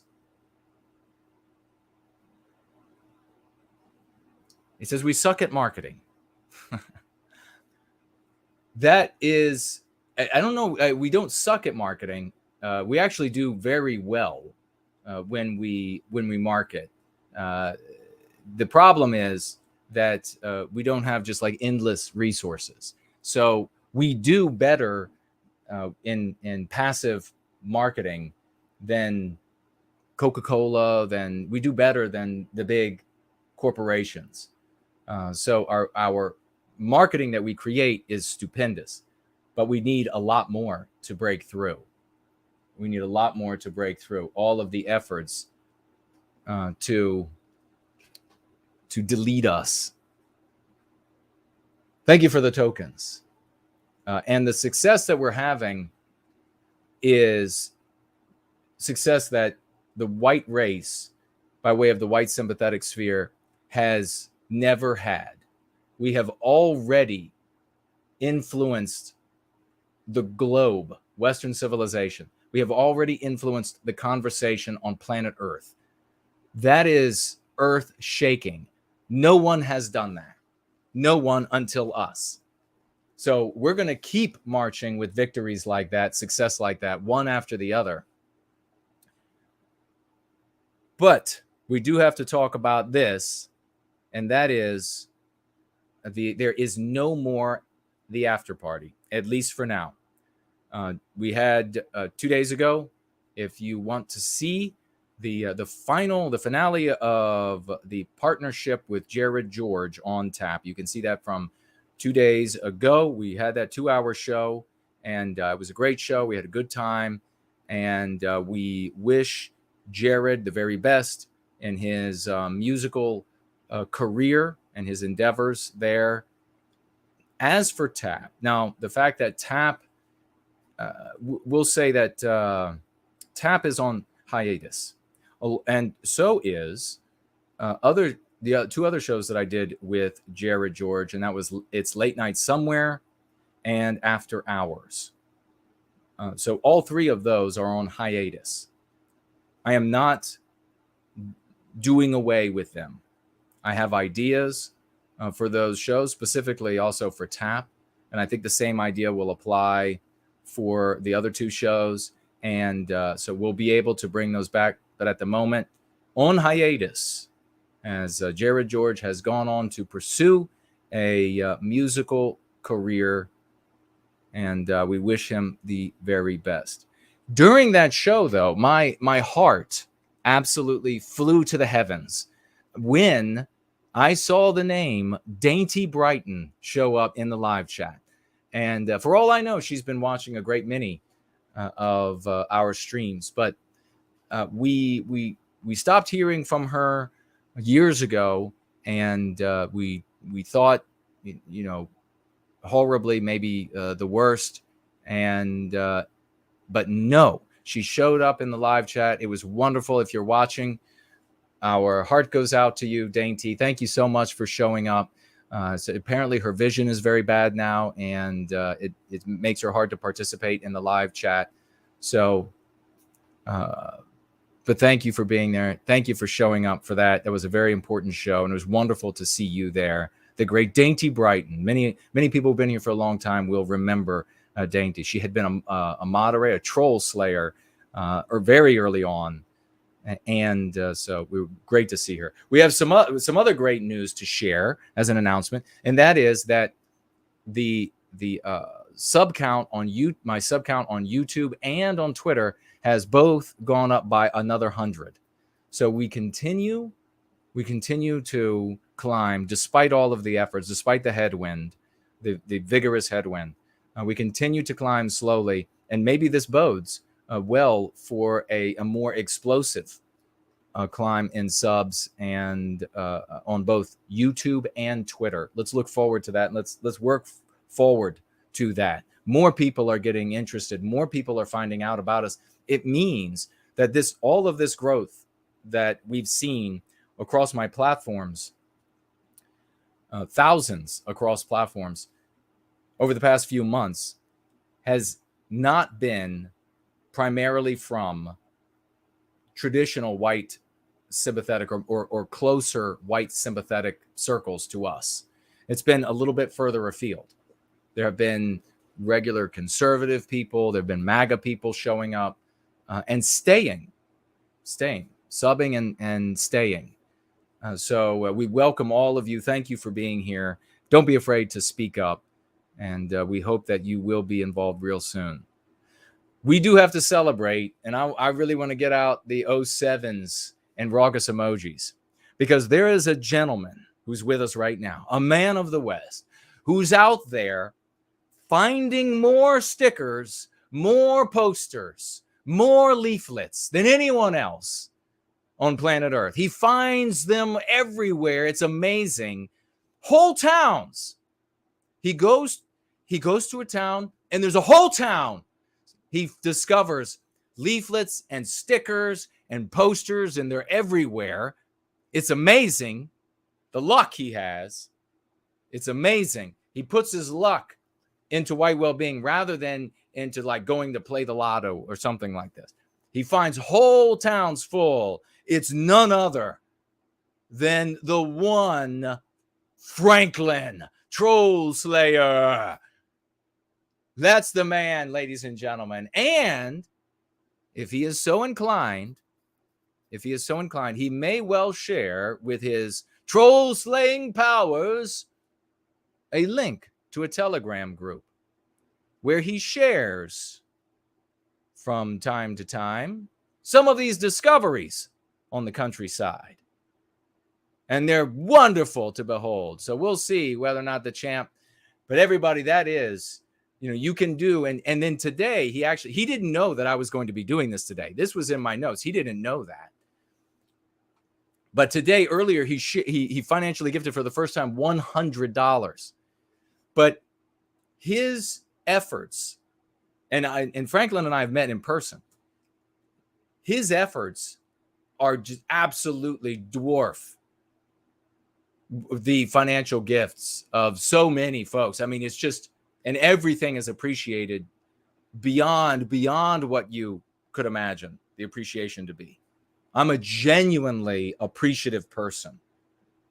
I'm a genuinely grateful person. I don't know. It was part of my upbringing to value things and to value people.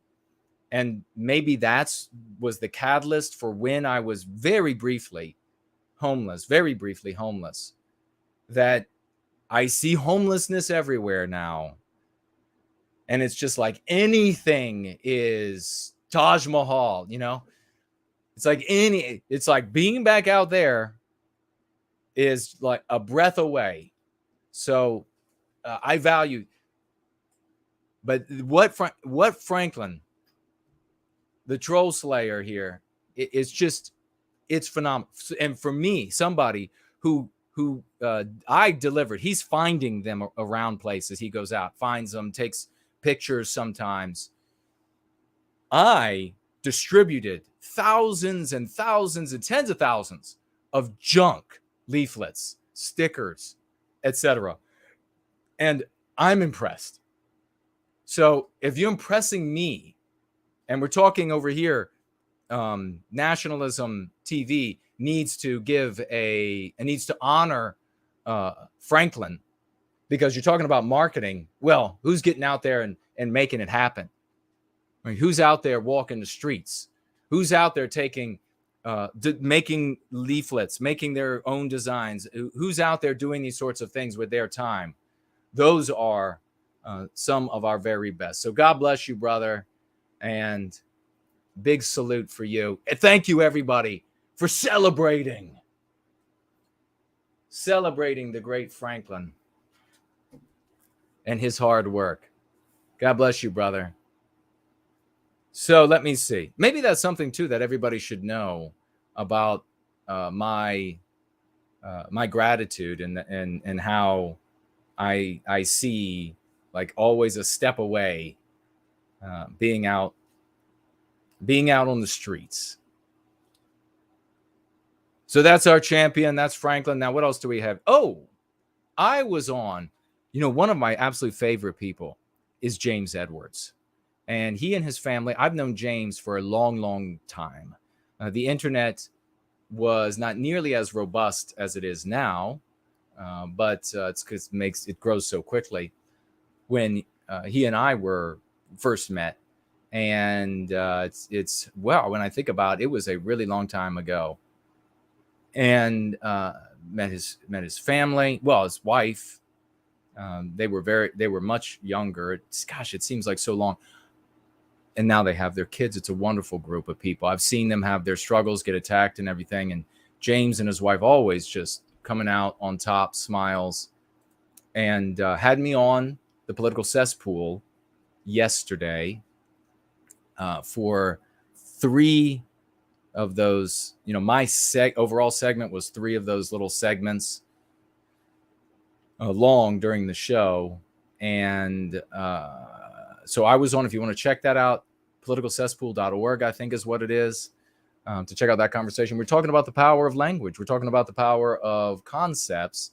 And we celebrated and talked about No White Guilt clips and how he was able to take the lexicon and to go into an environment, use it there, and absolutely dominate those who are not empowered with the lexicon. So that was a great conversation. Kind of funny. It's kind of funny in that that was the most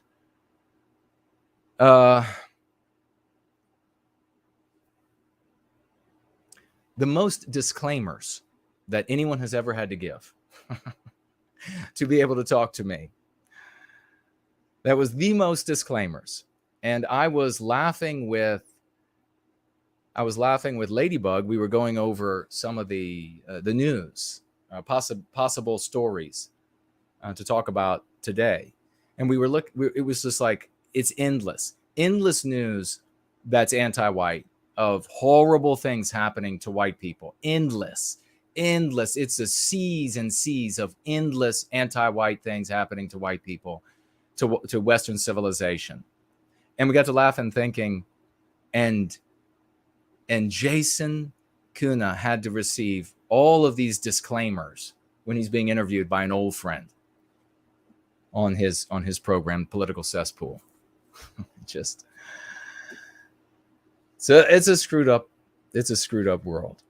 I don't want anybody to forget, though, that tomorrow is for the dragons. Monday are for the dragons. Yiz, one of the dragon lords, is Discordant Dragons, and it won't be on YouTube, though. It will be on the other platforms. She will share the link. But as far as I know, though, it's going to be on YouTube. But for you all, follow whatever her instruction is, and I will be looking for it on YouTube. And that's at 6 p.m. Eastern Standard Time. And at 8 p.m. Eastern Standard Time is Dragon Synth Adventures. And you want to make sure you catch that. That's the great Fornull. He's the other dragon lord. That's Mondays. Participate where you can. We need to have this community grow. If we don't do it, if we don't get together and rub elbows, then it's just not happening at all. So a little bumper, and we're going to get into our content creator segment, I'm going to tell you who and where to follow.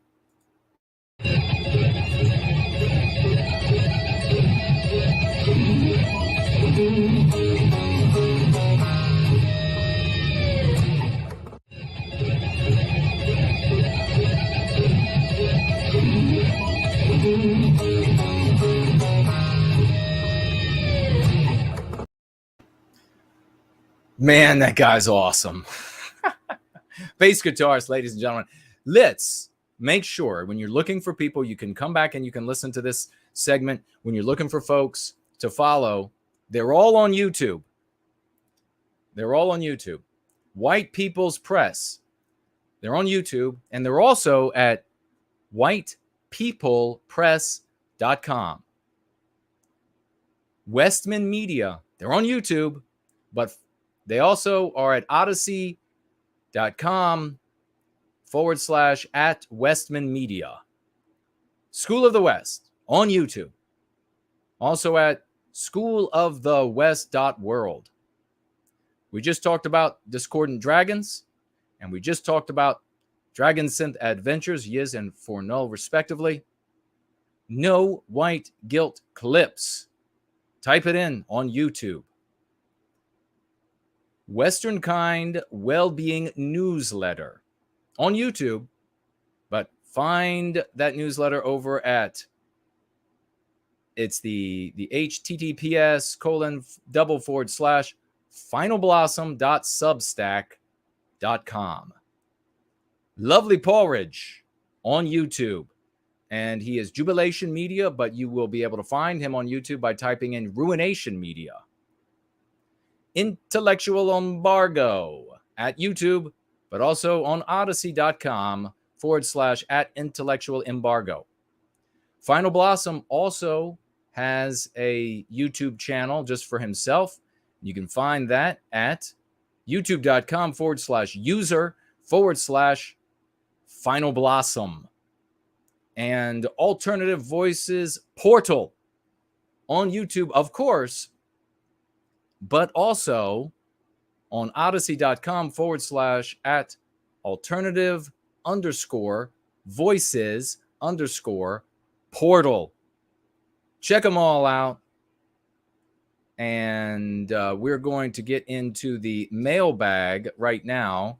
We have one piece of mail, and we want to celebrate the great Artificer, who has sent mail that is absolutely epic. Absolutely epic. I think I can hold this up. Let's see. In total, our great friend, could we get some raucous emojis and 07s for Artificer, please? I don't know if he's here. Are you here, brother? What a champion thing to do. He sent me 2 3D printers. Now, don't think like the giant tens of thousands of dollars ones. I have one right here.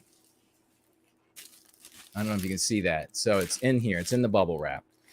So he sent 2 of those, power supply brick, adapter, cable, and 2 extra filaments.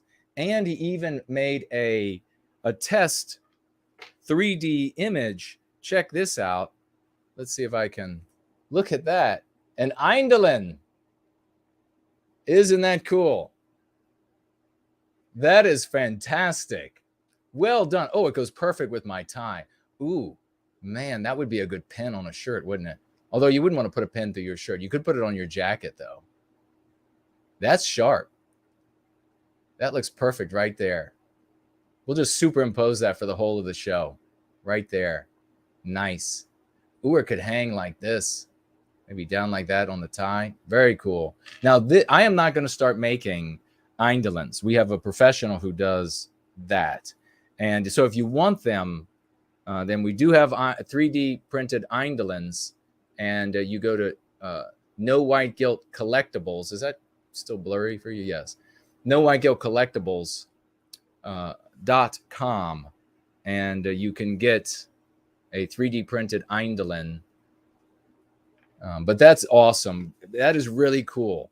Artificer sent that. So I got 2 of these, and who knows? Who knows what's what's going to end up getting made. Very cool. And big thank you to Artificer. That is a magnificent gift to yours truly. God bless you, brother. And he's like, got something good coming for you in the mail. Yes, you weren't kidding. So thank you. Thank you, good sir. And that's all we have in the mail, I think, for today. And I know Elaine's got something on the way, but I wasn't actually able to be at the mailbox today. So I don't think there's more, but we'll make sure. And if there was, then we'll be sharing it, of course, this coming Going Free. But we're going to get into your comments, calls, and questions right after taking a short break, which we will start with this.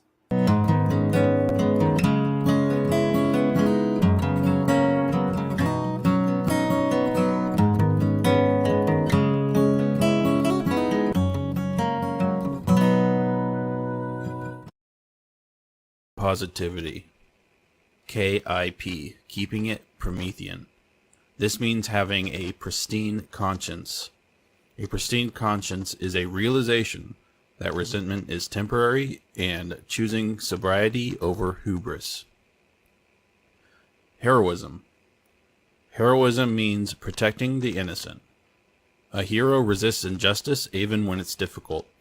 That means your behavior has meaning, such as anger being a virtue when it protects the innocent. Responsibility. Responsibility means having a noble approach to your commitments. Nobility is an ideal constituted by acknowledgement of all beneficial and detrimental consequences as a result of your actions, even when they're unanticipated, and without using excuses. White negativity. Guilted. Being guilted means you struggle with ignorance and trauma. This means you attempt to flee your own identity, even when it is inescapable, and believing lies about one's history and heritage. Hubris. Hubris is characterized by sanctimoniousness and is often the result of avoiding a disillusionment regarding one's own naivety. For example, it is hubris to believe you can objectively communicate about or understand other immutably characterized groups' intentions or experiences. One is inherently tasked with understanding, protecting, and inhabiting themselves and their people as the vehicle for their well-being and fulfillment. White negativity also means desperation.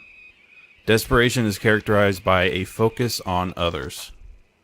One example of white negativity is blaming other immutably characterized groups for you or your own people's situation. This can also mean discussing the well-being of other groups in order to escape addressing or advocating for your own. This can be a result of anti-whiteism in media or society that characterize white negative stereotypes as the only avenues of having sympathy for white people.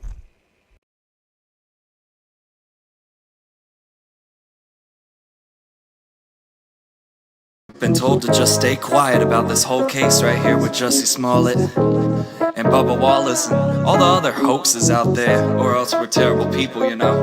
Well, the truth was exposed, but listen.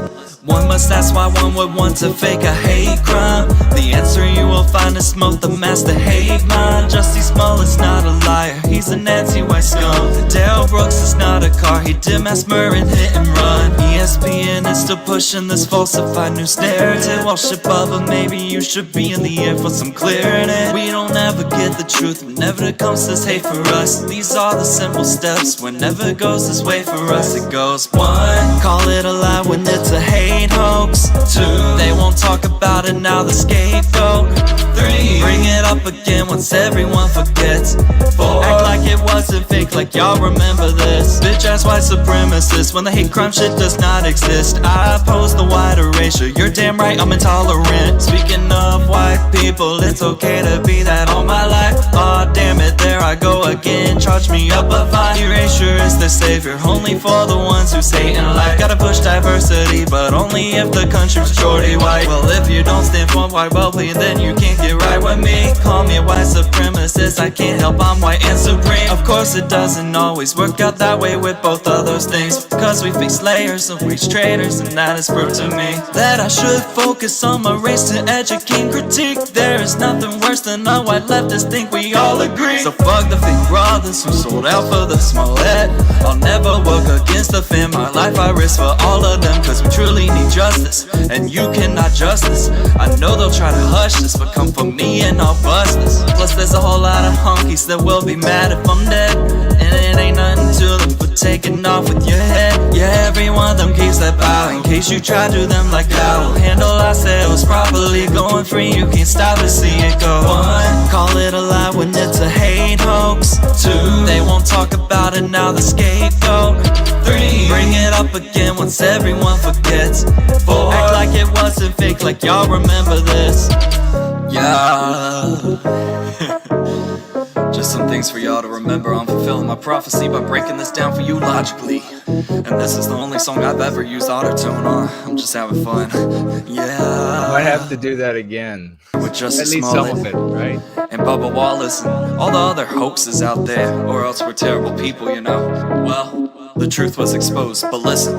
One must ask why one would want to fake a hate crime. The answer you will find is smoke the master hate mind. Jussie Smollett's not a liar, he's an anti-white scum. Daryl Brooks is not a car, he did mass murder and hit and run. ESPN is still pushing this falsified news narrative. Watch the bubble, maybe you should be in the air for some clarity. We don't ever get the truth whenever it comes to this hate for us. These are the simple steps, whenever it goes this way for us. It goes 1, call it a lie when it's a hate hoax. 2, they won't talk about it, now the scapegoat. 3, bring it up again once everyone forgets. 4, act like it wasn't fake, like y'all remember this. Bitch ass white supremacists, when the hate crime shit does not exist. I oppose the white erasure, you're damn right I'm intolerant. Speaking of white people, it's okay to be that all my life. Aw, damn it, there I go again, charge me up a fine. Erasure is the savior, only for the ones who say in life. Gotta push diversity, but only if the country's majority white. Well, if you don't stand for white well-being, then you can't get right with me. Call me a white supremacist, I can't help, I'm white and supreme. Of course it doesn't always work out that way with both of those things, because we face layers of reach traders, and that is proof to me that I should focus on my race to educate and critique. There is nothing worse than a white leftist think we all agree. So fuck the fake brothers who sold out for the small head. I'll never work against the fam, my life I risk for all of them, cause we truly need justice, and you cannot justice. I know they'll try to hush this, but come for me and I'll bust this. Plus there's a whole lot of honkies that will be mad if I'm dead, and it ain't nothing to them but taking off with your head. Yeah, every one of them keeps that bow, in case you try to do them like how. We'll handle ourselves properly, going free, you can't stop to see it go. 1, call it a lie when it's a hate hoax. 2, they won't talk about it, now the scapegoat. 3, bring it up again once everyone forgets. 4, act like it wasn't fake, like y'all remember this. Yeah. Just some things for y'all to remember. I'm fulfilling my prophecy by breaking this down for you logically. And this is the only song I've ever used autotune on. I'm just having fun. Yeah. That's hilarious. First last, ladies and gentlemen, is we're looking for Derek Black. He's going to take up a new cause. That was fun. Might as well have some fun. You know, in the another big thank you, Artificer. This is cool, and I'll be having fun with a 3D printer. I wonder how the mic is working. Looks like it's all right.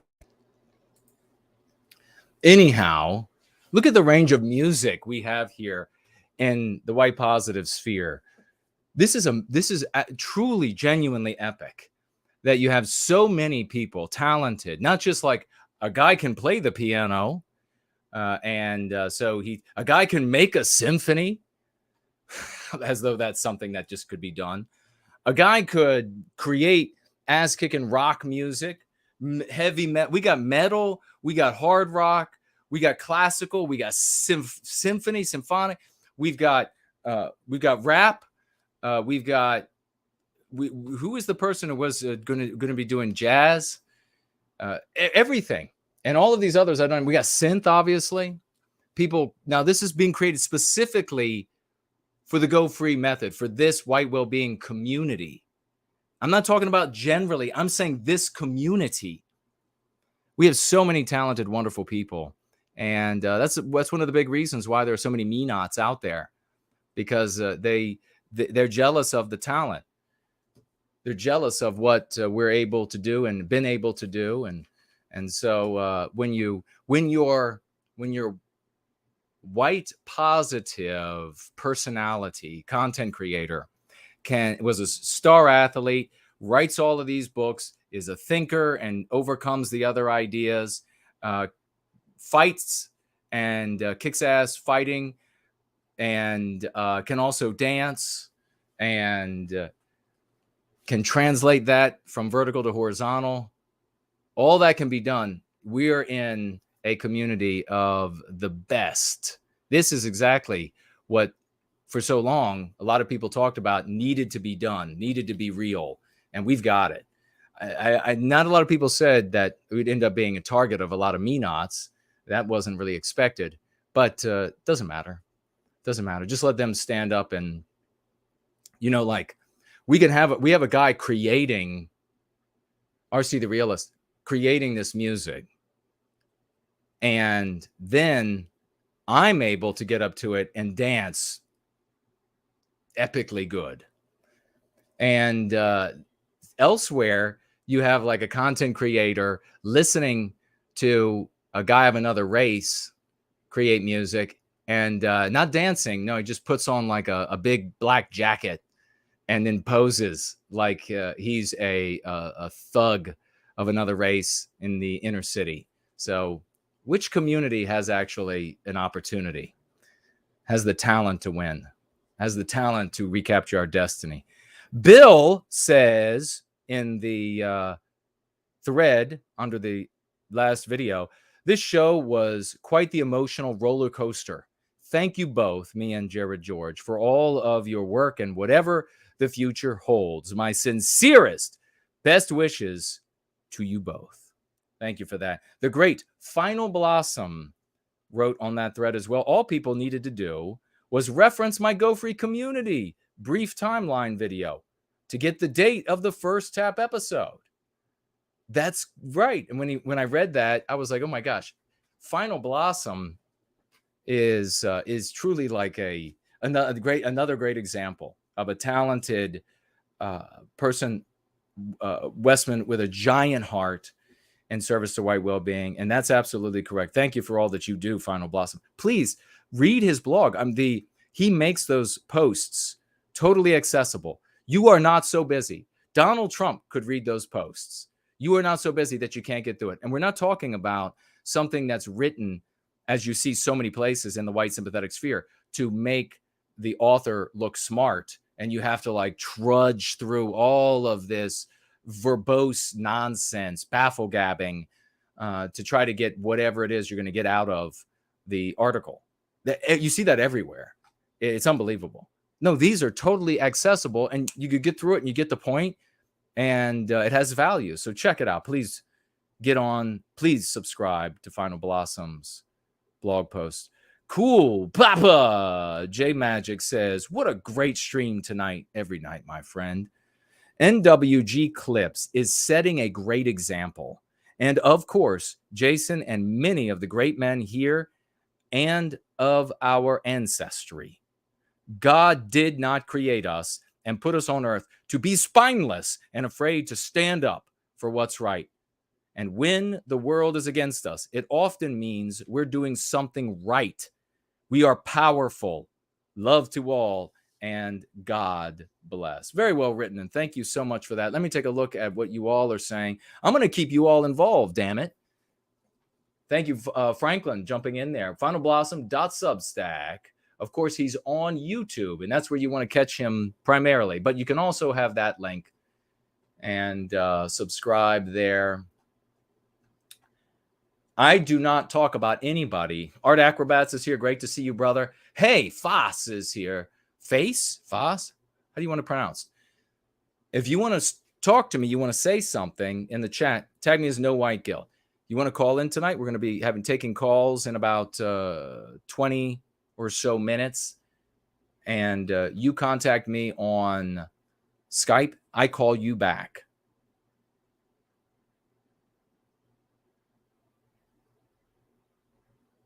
All right.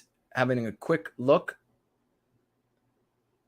First Last gave his last $100. But we do appreciate your last $100 as much as the first, my dear brother. Thank you so much. Ursa Major is here. JC, hello to you. There's Corey. Welcome, welcome. Thank you all for celebrating when we needed celebration. Champions, one and all, Anglo-Saxon. Great to see you. And strolling through, seeing if there are any tags. I don't see any tags. Art Acrobat says we are close to critical mass. We are so close to critical mass that the earth is vibrating. Damn right. Or at least it feels that way for all the ladies, right? Anglo-America, great to see you, good brother. I think I got a message from you I got to get back to. Artificer is here. Awesome. Thank you again, brother. David is here. Hello to you. We celebrated you, my man. All you have to do is rewind to check out your celebration. And I don't see anybody tagging me over on D-Live or on Odyssey. So we'll get back to these.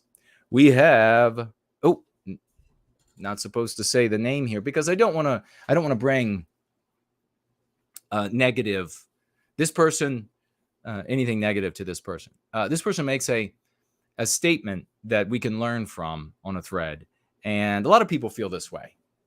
And so they have these thoughts because effectively they're still coming through the anti-white narrative, right? It's like this goo on them. And so he writes here, does not the official U.S. government data show that, he names a race of people, whatever that race is, based attacks on white people are 400% higher than the other way around? Is this not the case year in and year out for decades? If so, why does our media and our government keep pretending it's not? Anti-white agenda much? Yes, it is definitely an anti-white agenda, and he has another section here that I'll get to. And brother, I'm not picking on you. I want to help you, and I want to, more importantly, though, simultaneously, I want to help everybody else that has the exact same angle that you're coming at here, because this is a weaker place to be than you can be, and I want to get you to the stronger place. So it doesn't matter. You're going to hear me say it doesn't matter. It doesn't matter if they have some other race has a 400% higher rate of attacking white people than we have of attacking them. It doesn't matter one iota. I know that it sounds like it should. And I know that intelligent people, otherwise intelligent people in the white sympathetic sphere have told you that it matters. And they reproduce that data all the time. And they just want to show it to you all the time. Look at how bad it is. It doesn't matter. It doesn't matter how bad it is for a number of reasons, not the least of which is you don't have an opinion that can influence the opinion of a people because you don't have a people. You are a member of a race of radical individualists. You cannot prescribe what's good for the tribe. That's the reality of it. So talking about the percentage of being victimized is totally immaterial. Another way that it's a weak position is that if you say this to the vagues out there, our brothers and sisters that we need to bring over to going free, they're going to say, well, we all need to stop attacking each other. We just all have to stop attacking each other. Then we can have peaceful, radical, individualistic harmony. So how do you deal with that? Well, you don't. So you can, what I used to do when dealing with these people, and sometimes I'll throw this in as kind of a throwaway comment, but to point out the fallacy that they're committing when they make such a statement. But it's not going to influence them one iota. You need to be focused on protecting our people from victimization. That means you're not talking about another race. You're not talking about what their data is, how often they rape, how often they murder, how often they maim, how often they commit interracial attacks on white people. You just talk about putting an end to our victimization from anti-whites. Because it doesn't matter. Does it really matter to you, honestly, what race the person is that's victimizing us? It doesn't to me. And if you focus on yourself, you look down deep, I think you'll discover it doesn't really matter to you either. It doesn't matter what race they are. It doesn't matter what they call themselves. I couldn't care less. All that I care about is if they're anti-white, if they think anti-white thoughts and they behave in anti-white ways. I don't care if they're white. I don't care what race they are. They're victimizing our people. That's what I want to put an end to. And that's ultimately really what you're after, brother. So this is a way to make yourself stronger. I know the Jared Taylors of the world and the Greg Johnsons of the world and so many others would tell you that you've got to talk about this data. Don't do it. Don't. My position is don't. Instead, focus the conversation on the way that we prescribe when it comes to the Go Free method.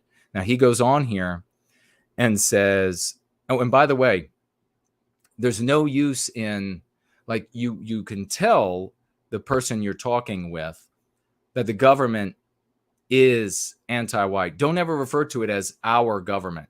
Don't ever think that you're making a point by saying it's supposed to be our government. Well, they're not acting like they are. That's not a point.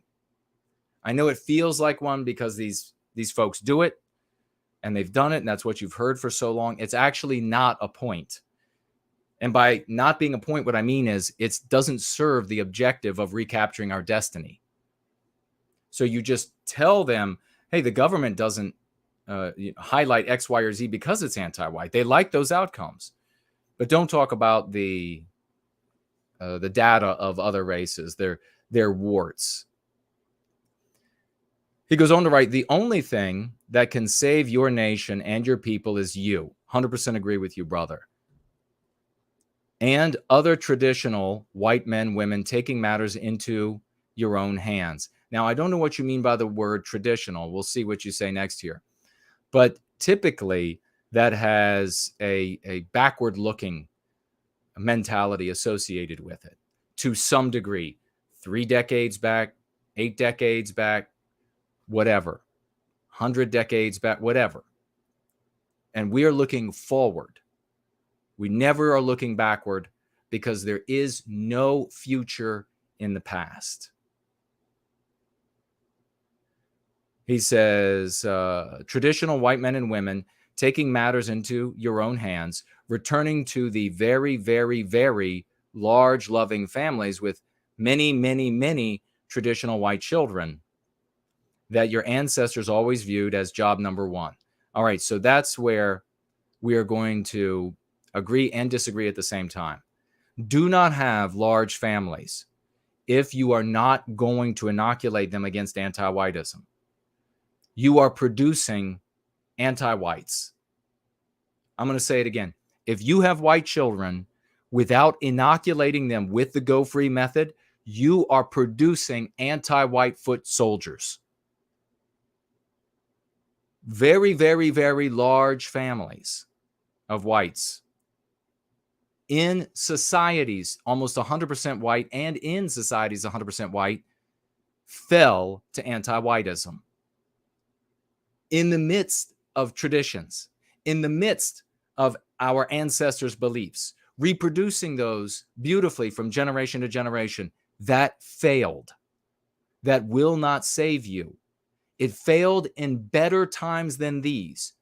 So it will most certainly fail now. Only have white children if you're going to inoculate them with the Go Free method. And I'm gonna say here, and people who don't like it can they can go pound salt. If you have children, if you have white children, and you think, I'm just going to teach them to be proud Southerner, I'm going to teach them to praise Robert E. Lee and Stonewall Jackson, and I'm going to tell them what the flag really means, and I'm gonna play a banjo while they sit on my knee when they're babies, and etc. Or you say, well, I'm gonna have these children, and I'm gonna teach them all about the maypole, and I'm gonna teach them all about the this and the that from our traditions from Europe, whatever it might be. What's going to happen is those kids are going to learn that you are evil and backward from school, from their friends, from the movies, from society. They're going to learn that the things that you cherish are evil, that you cherish them because you're evil or because you're ignorant, because you're stupid. And then those kids are going to come back, as I've seen countless times now in the white sympathetic sphere, and they're going to hate you. And they're going to rebel against you. And then you're going to say to me, well, they're just in that rebellious phase. Yeah, the daughter now, she's dating a fill in the blank for a non-white guy, but she's just in that rebellious phase. The missus and I are disgusted with it, but, she's rebelling and she's, got a piercing through, 8 places on her face, and she, whatever it might be. I've seen it time and again. If you think that's not the case, look to the leaders in the white sympathetic sphere, these people who you think are the most persuasive. And more than half of their children have gone radical anti-white. More than every single one of them. So if you're not going to inoculate them against anti-whiteism, don't have white children. Don't have them. Because you're just producing white anti-whites. There's no amount of tradition that's going to protect them. I love, though, the enthusiasm, brother. I love that you want to make it happen. I love that you want to get your hands in and get dirty, because that's the attitude we have to have. So I praise you for that. And I hope you will take up the Go Free method and you will rock it. And I suspect you will, because you are all about getting involved and making a difference in the world, not just doom documenting, doom dissecting. So God bless you. Promethean Epoch says, historic stream tonight. Hail, no white guilt clips. You've moved us light years ahead. Also, great segment at the end of the show with Caleb. Thank you for everything you do, Jason. Yeah, that was a great conversation with Caleb, wasn't it? And thank you, Promethean Epoch, for everything you do. You are a man making it happen. And also, obviously, what Clips did, just ineffable. Ardent White, our dear sister, says here, thank you for not giving up on us immediately after you realized you'd have to argue with your own people about why using specific words and concepts is important. Well, thank you for that appreciation. And it's very meaningful to me that you would say that, because I have been arguing with our people about this forever, since I made the decision to start moving this direction.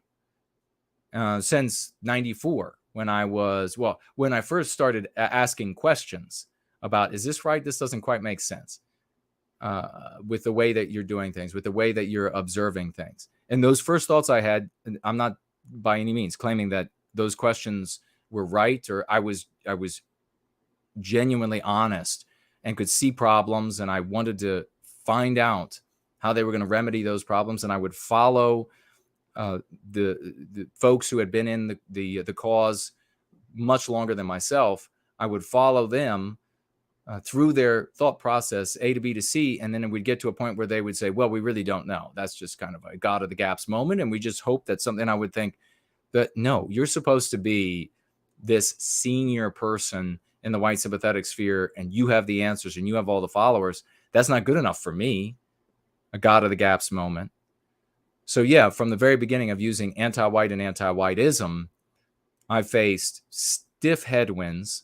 And then the other concepts that I brought online, tested, and found to work as well, a stiff headwind from, yes, our own people in the white sympathetic sphere, because it was so different from everything they had done. So I really appreciate that. Thank you. We have Unmapped Insights with a poem here. I'm not going to be able to read it beautifully, but I will say, I will read it. She says, wisdom against anti-whiteism. In this war of inflexible hearts, we know that just surviving isn't carefree living. We have been betrayed. My brave friends, we fight on. We never betray our better selves. And though we face a brutal battle, never give up on Western kind. In the name of our dear traditions, in the name of our beloved people, even as envious anti-whites deceive, in Western kind's destiny we believe. As yet, servant time is on our side, and though the conflict is dire, as faithful Westmen rise, so shall our enemies fall. Then this interminable grief will end, and our newfound courage never fail. And she says here, she credits Irish Ice. Irish Ice, she said, once said to her, quote, never give up on Western kind, close quote. And she used that in the poem above. Many thanks to you, good sister, Unmapped Insights, and of course to the great Irish Ice. You see how we can influence each other to go to another level? Talented, good people, good-hearted people focused on good things can do that. That's how you see churches where even though they've gone anti-white at the church, they can still do good things because good people are still showing up for now. Not all of the churches are that way. Many people are abandoning them because of how anti-white it's become. But God bless the both of you. We just had a financial gift come in from CM. Financially gifting $3 US. Been seeing many videos on Twitter recently of one demographic victimizing white kids in school. How can we express concern about these attacks to others while remaining white positive? You simply do it, and that's a great question. Thank you so much. In every single video, whatever you share, for example, you're going to share a video where it shows a white kid being attacked and beaten. Say full focus on the harm being done to the white child. Look at his head bouncing off the tile. Look at him being jumped and punched in the face. Imagine his terror in that moment. Imagine the injuries he is experiencing. Imagine how long the physical damage will take to heal, if ever. What if he ends up maimed? Imagine how long the psychological damage he's going to endure. Imagine him not having recourse because he's a white male and he's not going to get the sympathy from the world like anybody else would, being savagely beaten like this. You see, my entire conversation there was about love for the white child in that scenario at that school being attacked and victimized. I would stay away from videos where it's going to be like a compilation of one race, like the one we talked about, attacking people. Anything like that, and even if it's primarily a white people, unless you want to like chop out a video or a segment of that. And you say, by the way, when it's a white teenage young man being attacked, you say, and you know this is happening to our young white men everywhere. The race of the person doing the attack doesn't matter one iota. It doesn't matter at all. All that matters is that the young white man is being physically beaten. And if you think it doesn't matter, then you have hate in your heart. You're white negative. Because I say to you, because I say to myself many, many years ago when I started to formulate this and it was coming together for me, Would it really matter if it were a different non-white race? And would it matter to me if it was, if this was motivated by anti-whitism? Would it matter to me if it was a white person who was anti-white beating up a white teenage boy? No. I would be furious over the white teenage young man being physically attacked and harmed and ignored, and these stories not being talked about. Anyone doing that to them infuriates me. That's where your heart has to be white positive. You step in and you say no. And when you are white positive like that, CM, thank you so much for the question. It's magnificent and the financial gift. Our brothers and sisters will be able to hear you. They won't be able to hear you if you go to them and you say, look at how bad this race is. Look at how bad they are. People who already agree with us and who are already thinking that way, who are already looking at the data or have started looking at the data or whatever it is, they might say, yeah, that's true. That's what has that done for us? By focusing on the bad behavior of another race, all of these years has done nothing for us. It hasn't made all of these radical individuals into a people who cares about our folk and the victimization that we are enduring. Not a thing. It does nothing. So we need to get away from that and ignore all these other white sympathetic content creators and leaders who tell you otherwise. They are simply wrong.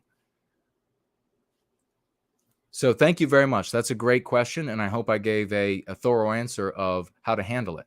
When you go to your average white brother or sister vague out there, and you tell them, just the average out there, you tell them, look at how bad this other group of people are, they're going to immediately associate you with everything they've learned in entertainment in the anti-white narrative. And they're going to conclude that you are that monster that they found in all of those stories, which in their subconscious mind is the real world. And that's the mind that governs them. When you go to them and you say, look at the harm being done to our people with love in your heart, and we got to put an end to this, to our young men, how could they say, no, that's actually fine? Because they would immediately put themselves in the position of an immoral actor in that conversation. Of course, they're not going to do that. Of course, they're going to stand up. I've had a room. I don't want to give away too many. I've had, what just came to mind, a time that I was in a room, and it was at a work event, I'll say. And there were 10, 15 folks. And some incident, I can't remember exactly what it was, had happened. And I was able to say in front of that, we have to stop. And then it was multiracial. And I said, we have to stop this victimization. I can't remember exactly what it was of, but it was of white people.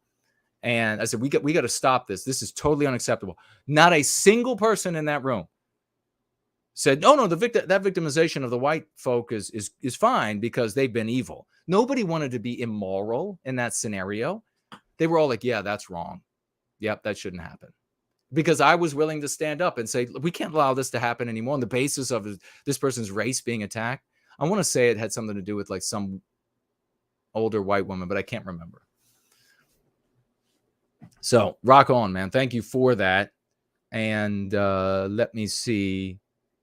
We have Horror and Metal Maestro says, if, etc., if, quote, etc., no matter what race, religion, sexual orientation, or past, etc., close quote, is really true of your org's mission, I would stand with you and support freely, as I have never nor ever would let anyone or anything make me feel guilty for being white or my genetic or ancestral heritage.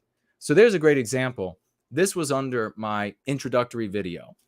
And so here you have somebody say, hey, if what you're saying in that introductory video is true, I'll support that.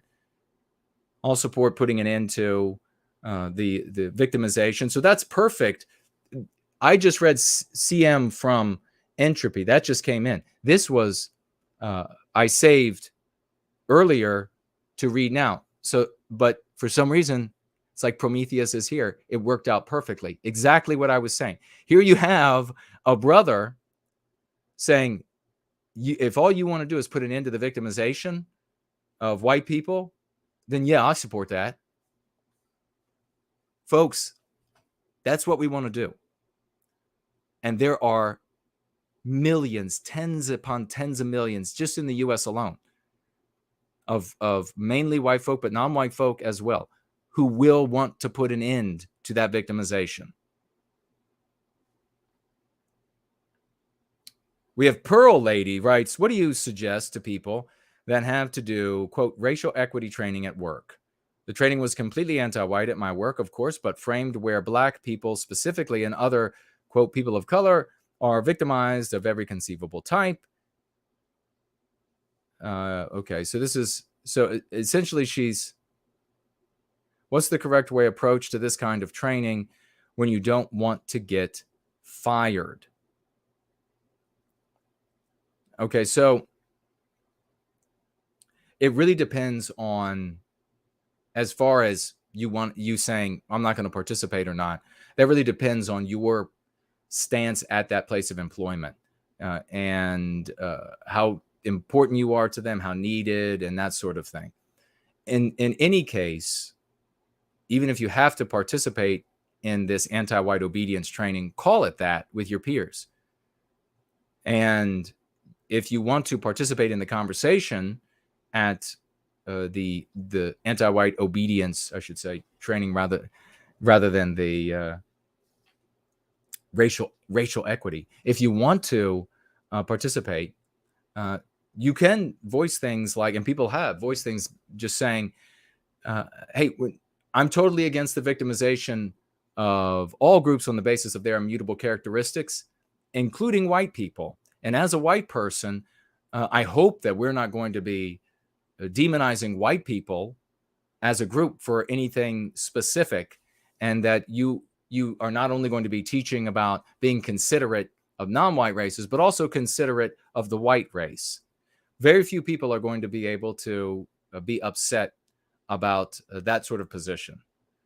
So in these environments, you put your foot down at the end of victimization, at the end of demonization, unless you're working in a place maybe like Amazon, where it's like wholesale corporate policy, victimize the white race. And if you say anything to halt that whatsoever publicly, then you're probably going to get fired or reprimanded, be written up. Instead, you can communicate depending upon how sort of communistic the environment is, where people are ratting on each other. You can reach out to your peers and influence them as best you can, where and when you can, while protecting your income. So thank you so much, Pearl Lady, for that question. We're going to be going to the phones here in a minute. We have some more great questions or comments here. But oh no, we did. So it's Rory is going to be up first, because I thought we were going to have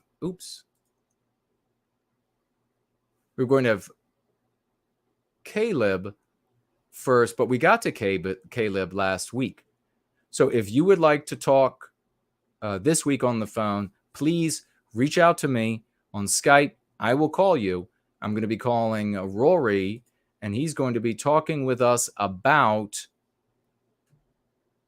King Charles III. I'm going to take a quick look over here on Cash App. A big thank you again to First Last, who was the last to financially gift over there at $100. God bless you, brother. Art Acrobats writing, great comeback and good points. If that's for what I was saying, I appreciate it. Thank you very much.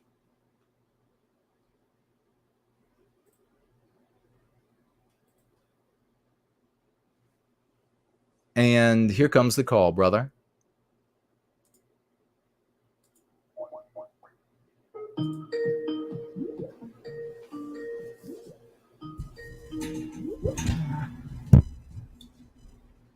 Good evening, Jason. Rory, how are you, good sir? I'm fine, thank you. Jason, how are you? I'm wonderful. It's with success in the face of such adversity, it always feels good. Well, what's on your mind tonight, good sir? Excellent. I couldn't help but notice that little interlude that you put in at about 6 p.m. your time regarding the royal family. Oh, yes. So I thought I'd mention a little story. Okay.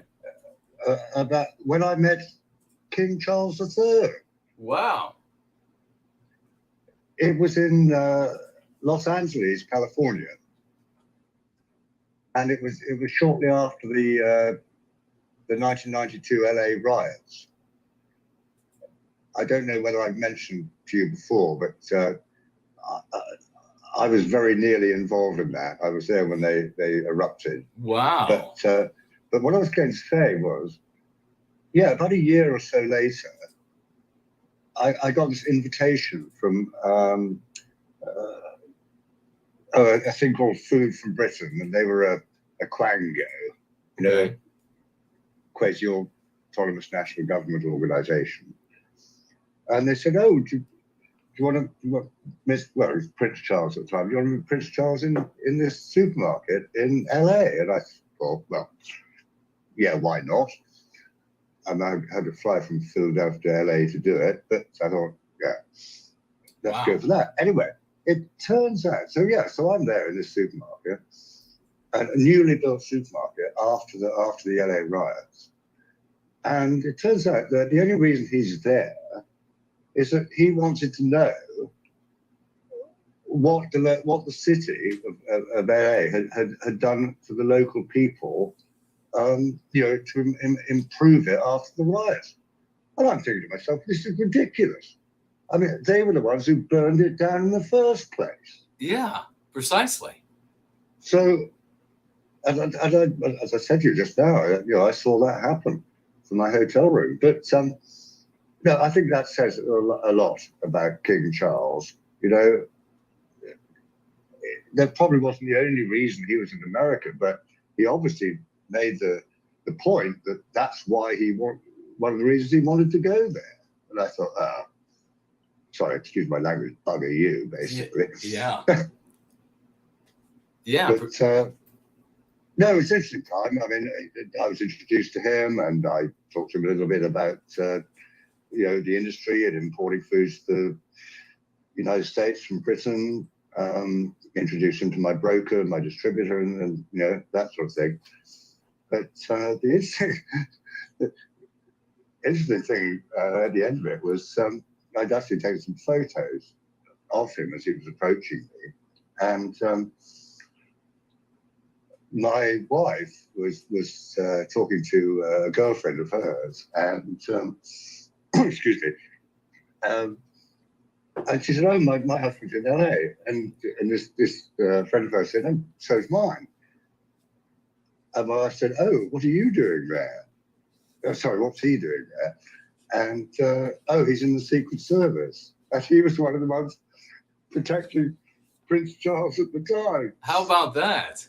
I know. So it was that. I mean, considering that this was Philadelphia and Los Angeles, 2,500 miles away or whatever, I thought that quite an amusing story. I hope you enjoy it, Jason. I really did. Thank you. And I know everybody else did as well, brother.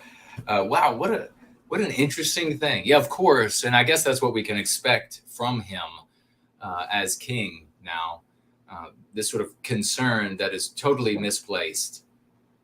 And well, I'm afraid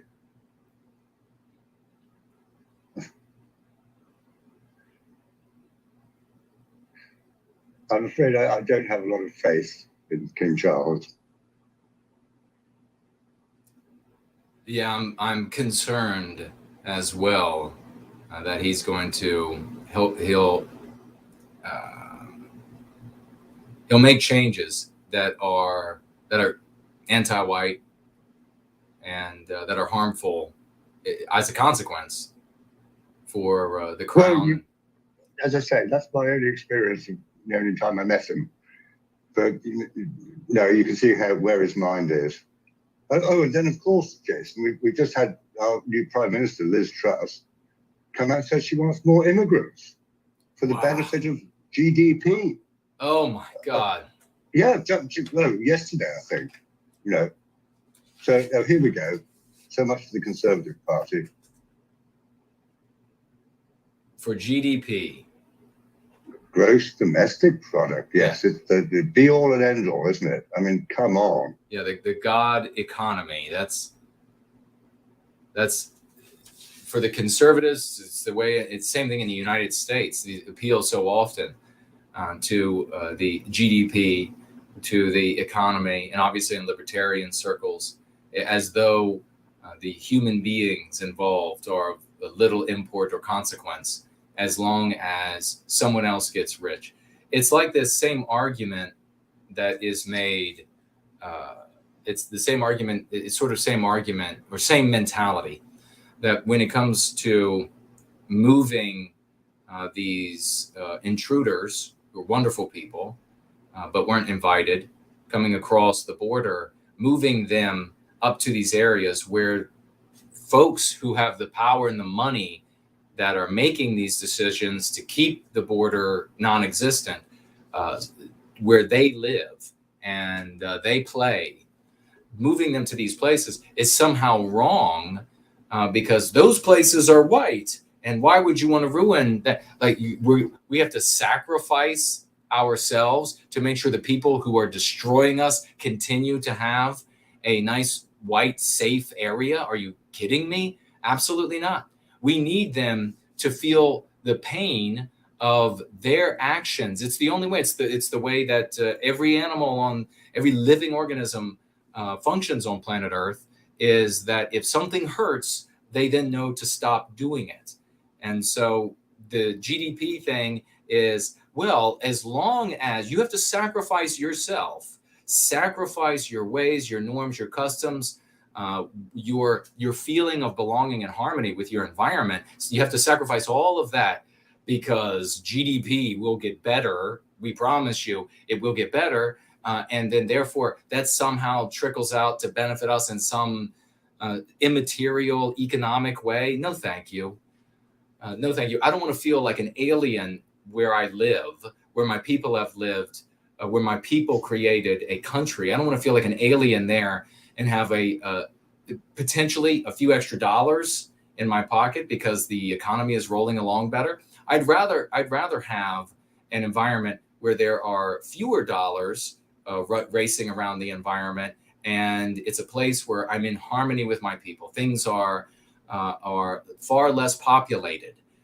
The environment is far more pristine. The birds are singing in far more places. There's a lot less pollution in the water, in the air, that we have national parks that are 5, 6, 10 times larger than they are today, because we have that many fewer people crammed into living space. I would much rather have that than more dollars chasing around. And I think it's a fallacy, this idea that you need an endless new supply of people to prop up a lifestyle that is wholesome and that would be at least similar to what we have today, and though far more rewarding, far more fulfilling. It's just a fallacy. It's just another one of their pretexts that they use to get to an anti-white conclusion at the end of the day. And far too many of our people participate and behave in anti-white ways because they are radical individuals and they fear no consequence for themselves as a result of that radical individualism. And they make investments in programs, ideas, policies, politicians that will improve their bottom line on some spreadsheet, while they, at least investment-wise, while they then have to move to further and further away gated communities and private schools with 10-foot high stone walls surrounding them and all of this sort of business to maintain the serenity that all of us used to be able to have across our civilization.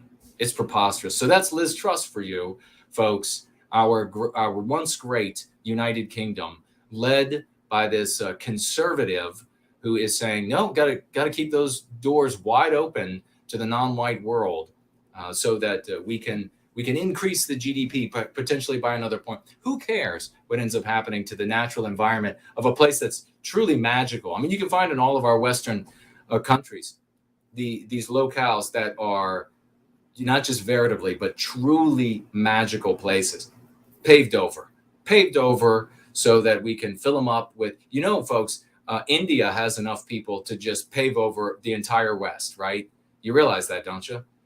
And they're coming if these conservatives like Liz Truss stay in charge. But man, I appreciate you calling in, Rory. Well, I have to agree with you there, Jason.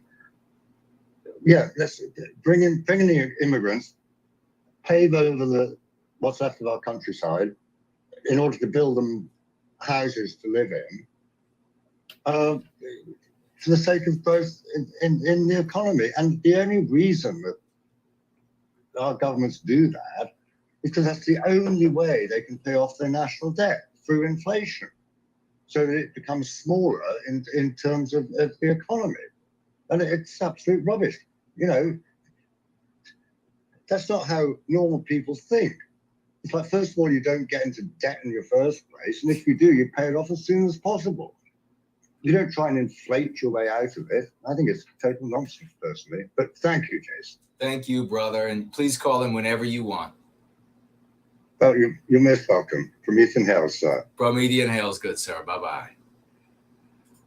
Wow, that is the great Rory, ladies and gentlemen, a true champion over there in the UK. We love him. You love him. I love him. And what do we have here? We're going, I think I think it's going to be Mr. V next. I don't think I saw anybody else. No, nobody else has messaged to chat. So Mr. V will be the next. And what do we have here?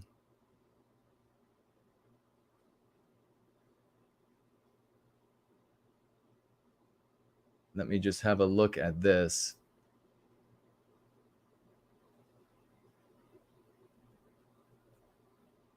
We have an intellectually dishonest question from somebody called Killmonger, saying that, and you can fill in with when you're talking with somebody who is potentially anti-white, or to be anti-white, and they're being intellectually dishonest. You can fill in whether you suspect them of intellectual dishonesty or not. You can fill in whatever verbiage they use for white people with consummate evil, because this is all synonyms for their bigot, Nazi, all of that sort of thing, white supremacy, all synonyms for consummate evil. So intellectually dishonest question from this person was that he or she doesn't approve of consummate evil, and does not approving of consummate evil make them anti-white. You're not going to have any success here. As you can see, as I articulate your position, we've demonstrated that that's intellectually dishonest, which of course immediately makes all of us here wonder if you are anti-white, and makes us suspect that you are anti-white. So you're not going to be able to come in here and within the anti-white narrative and use the petty slogans that you have been given to take on and take down white people and get white people to drop our defenses. It's not going to work here. We're outside of your anti-white narrative. Here's how this works. No more victimizing white people. You okay with that? No excuse for it. I don't give a shit what you come up with. I don't care if you want to start talking about some other point in history to try to deflect from all the anti-whiteism today. No more victimizing white people. No more telling white children that their people is evil and therefore they are evil. No more of that. You got a problem with that? Because if you do, you're anti-white. That's how this works. You see, you've been checkmated. If you're anti-white and you come in here talking like that, then how long is it going to take you to realize that you have been checkmated and it's time to move on?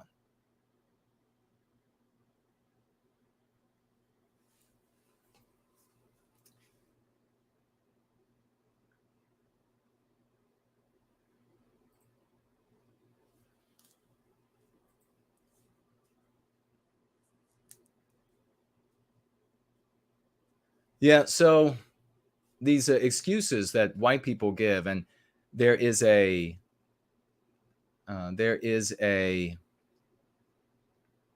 group the other day that supposedly stands up for, they claim to stand up for our people, and they're looking out for us, and they complained vehemently about anybody who would who would endorse the movement of intruders, wonderful people all, but not invited, to these areas like Martha's Vineyard, because those areas are so white.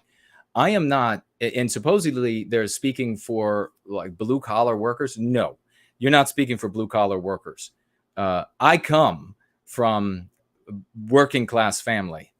I, at age 9, started doing side jobs with my father after he'd work a full day of construction. We would do side jobs. It was primarily on Friday, Saturday, Sunday. You are not speaking for us when you're saying to us, no, you have to endure it. You have to sacrifice yourself so that these areas that are behind, have the biggest shoulders and in putting their shoulder to anti-whiteism, so that those areas can remain white.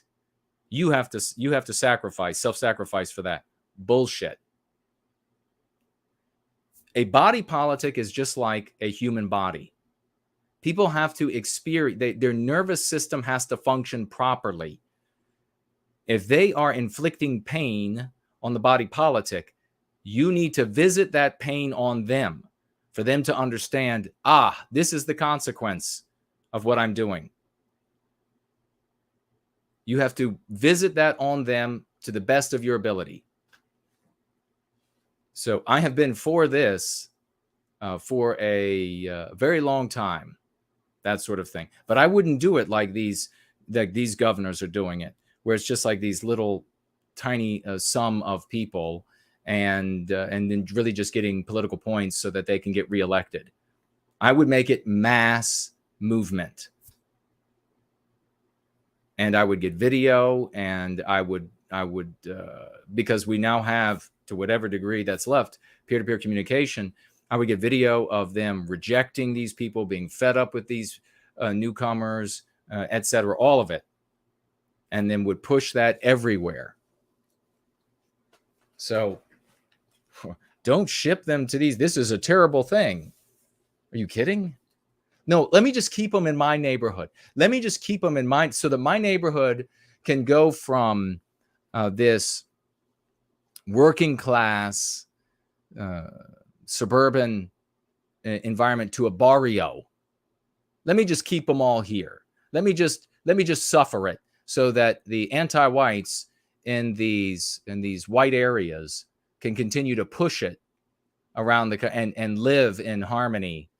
And live in peace, harmony with their biospirit out on the environment and being able to see it around them. No, I don't think so. I'm going to ship it right to them.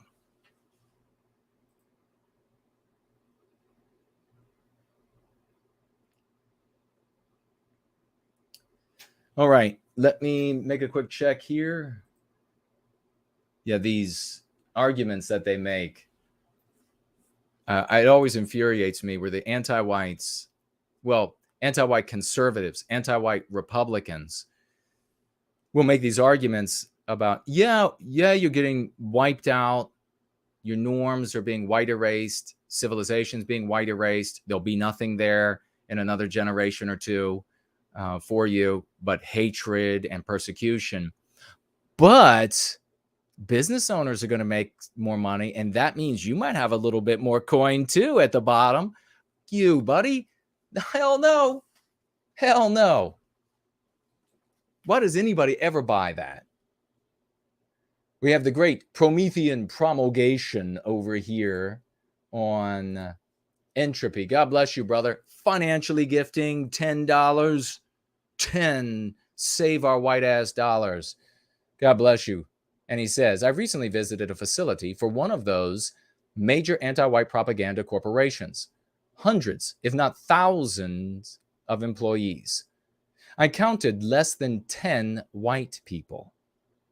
They'd rather pay a dozen translators than give jobs to white people. Listen to that firsthand testimonial. I'm going to read that again. This is happening all across the West. This is for the God economy. It's for the God economy. You might end up with a few more extra pennies at the end of the day if you just white erase yourself. The day has to come when a Republican is certainly one of these MAGA Republicans or rebel Republicans, where they say, oh, we're going to do this for the economy, we're going to endorse this for whatever it might be. And the audience goes ape shit. That day has to come.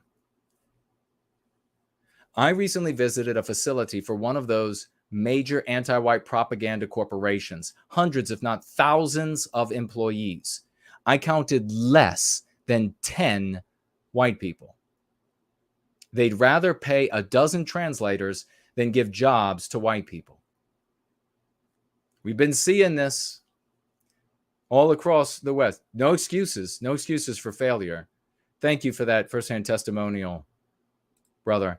You know, and this is the thing. I'm going to call Mr. V right now as we are almost 25 minutes or so left together. So if you'd like me to read your comments, you'd like for me to speak to your concerns, tag me. You can do so on YouTube. You can do so on Entropy. You can do so on Odyssey. You can do so on DLive. Wherever you're hanging out, whatever it might be, I will speak to it. We've got time. And we have Mr. V is coming up on the phone in a moment. And I will keep my eye on the platforms for anybody who might financially gift, because I always want to get to those comments and questions for sure. But tag me as No White Guilt Otherwise. And I appreciate that.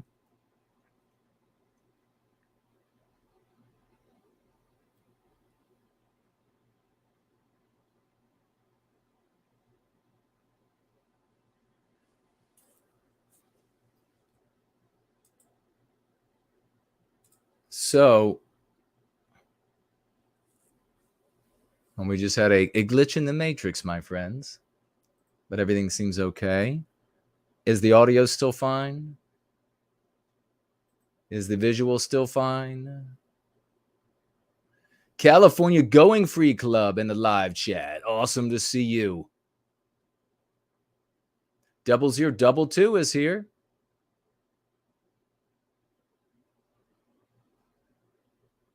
Okay, audio is good, Franklin says.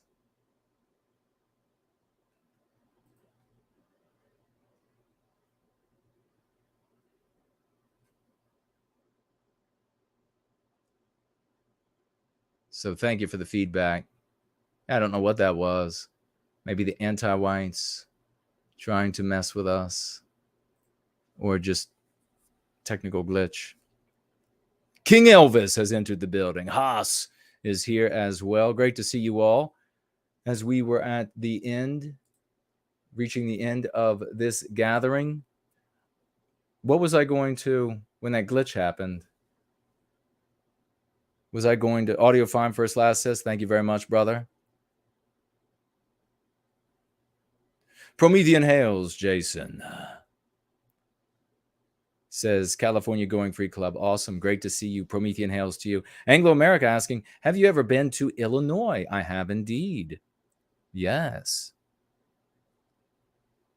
Yep. And Chicago.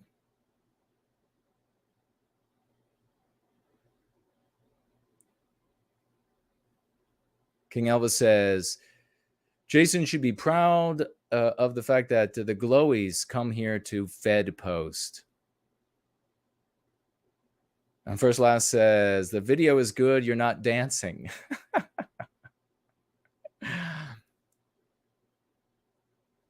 No, Chicago, definitely not nice nowadays. Franklin, I concur. It is like all other anti-white cities. And just getting worse and worse. Cindy Ben is here. Hello to you and welcome. All right. Be calling Mr. V in just a moment.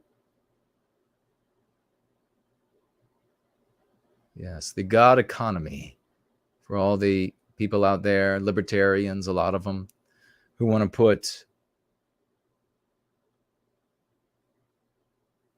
put money or their personal enrichment ahead of the well-being of our people.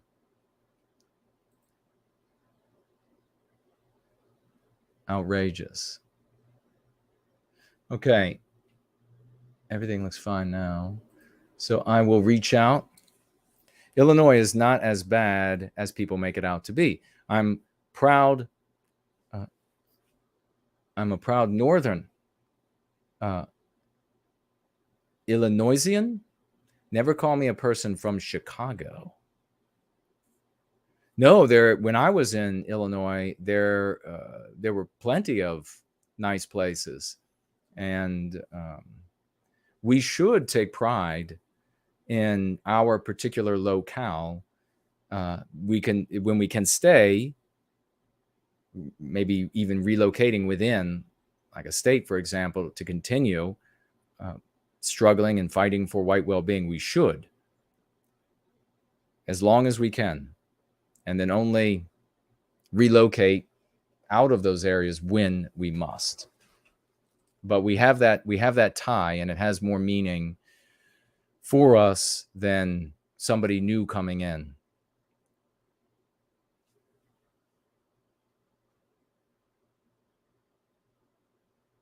Hyperborean Dream is here. Hello to you. All right, let's give a call then to our dear brother, Mr. V.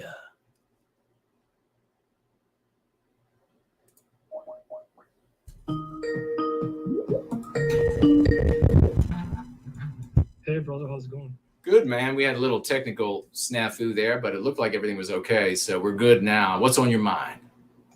That's fantastic.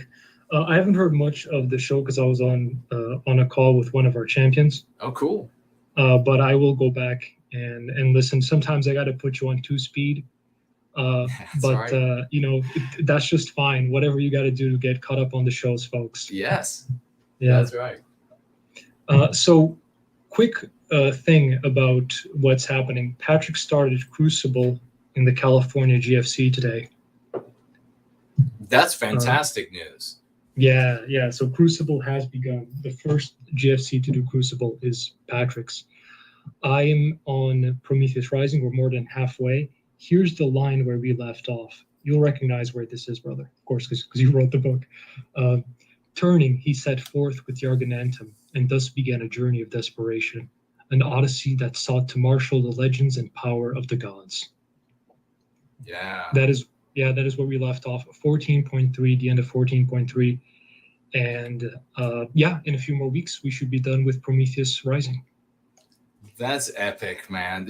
I've been talking with folks increasingly about the Going Free clubs and how they need to get involved, and it could be a focus of whatever they are interested in, how they have to talk to you. I've referred them to you, and I will continue to do so to get folks started. But this is the way you change the story you're in. These are people's lives that are being filled with something very different. When you're looking at Crucible, when you're looking at doing the push-ups, like earlier Nate was talking about, sharing the URL or do push-ups, when you are using the lexicon that succeeds, that we saw clips batter the hell out of a politician with a Trump politician. When you're going through Prometheus Rising, you are putting yourself in a very different universe. And for everybody who, I'll just say it again because I've had so many folks semi-recently with the same sort of objection. When you are in a new story, the anti-whites have to come to your story to propagandize you. That's why being in your story matters. When you are playing the villain in their story, you're not in your story. You are in their story. So remember, they have to come to you to propagandize you. And therefore, you wield the power over what that language is going to be when they attempt to propagandize you. This is why, this is one of the many reasons it's so important. And to talk about these successes, I'm not going to say exactly where, but we had successes to celebrate, and there was less time given to us and our successes, and then subsequently more time given to a failure by another group out there, and then complaining about failing. So we need to just appreciate, and this is what Mr. V and all of these Anglo-America and Patrick, everybody is doing in these GFCs and the outreach team, is that we have to do this ourselves. We have to reach people who can be reached, people who want to give more time to lamenting failure and then celebrating those groups that fail and lamenting the failure, then to the victories, and then celebrating and telling people to go toward the victory. That's like the general theme or the general feel, the general reality out in the white sympathetic sphere in those circles that are closest to us. So we need to dig in and just accept that we need to build largely just from scratch, just from getting people from a little further afield to see what we're doing and to get involved and to have life transforming environments. We need these going free clubs to get sizable, so that when you have an opportunity to juxtapose groups that are having that size X meeting versus a GFC size X meeting, relatively close in size, and the meeting, of course, can be virtual because that's every bit as powerful as in person. When you're able to do that at a closer comparative, in a closer comparative way, you really have something that can persuade. And it shows increasingly I think for us, which is emotionally strengthening, that those who continue to stick with what fails and then just endlessly talking about how it's unfair that it fails are just not accessible to us. And in fact, probably people we don't even want, because that sort of mentality, the kind of mentality of can't do and here are all the reasons why, you don't want to bring that into your team. You want people who can show up and who can say, how do we win? How do I improve? How do I get to where Mr. V is? White well-being advocates. How do I get to that point where I'm succeeding like Naderific, where I'm, etc. We want folks who show up like that. How can I be like Franklin and find whole towns covered in stickers and leaflets and posters overnight? How can I get like that? We want people that say, how do we win? Not here are all the ways we lose. So I just wanted to toss that in, because the fact that you all are going over these books is a substantive, productive process, rather than just the lamenting, doom documenting, doom dissecting, doom divining, and lamenting endless failure. So I'll pass it to you, brother. You're spot on. They would rather lose. They would rather have their losses than our wins, putting their ego ahead of the well-being of our people. It's mind-blowing. It's mind-blowing. If they behaved like this in any profession, they wouldn't be in that profession, you know? Yeah. We're the only group that takes white well-being seriously and wants to be professional about it. We're the only ones that are trying to achieve white well-being through the scientific method and measuring results. You know, no one else does this.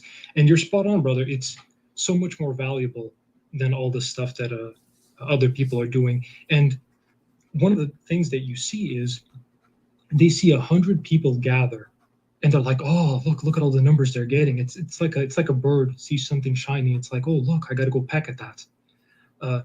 These are houses built out of straw, and we're building Greek temples over here. It takes longer, yes, but you will see in the end. Let some time pass. If you're one of these people who's not too sure, you know, I call them semi-vagues, right? You're a little bit in and out. You're not 100% sure. Jump in, start doing some work, and see if we're not right. You know, all these people who have anxiety, who are nihilistic, who are focusing on, you know, separatism, who are focusing on using the names that anti-whites give to their pretexts.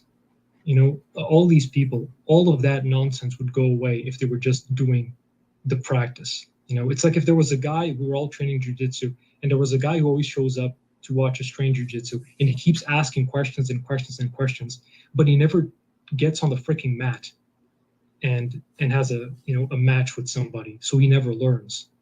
That's why I think a lot of these people are do-nots, or they have anxiety, or they have, you know, worries about the future. I don't worry about anything. I don't watch the news. I don't give a crap about the news. We make the news. Yeah, there you go. Exactly. We have to stop filling our heads and our time with this nonsense, quite frankly. These time leaks, this time theft.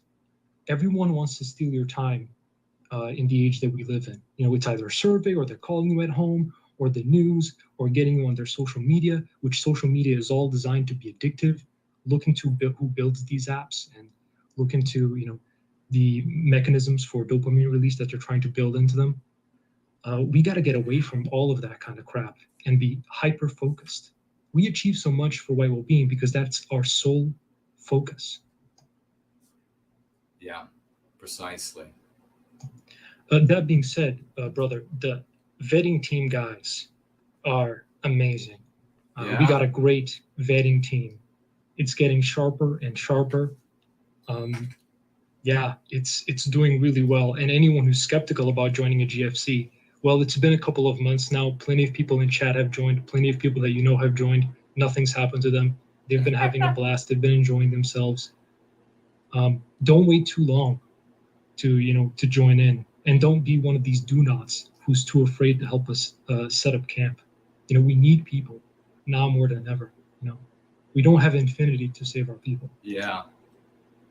Yeah, precisely. You got to get involved, and this is the right place to be involved. These places are not going to be a Fed-rich environment, ladies and gentlemen, where you're not allowed to say things that Feds would like you to say.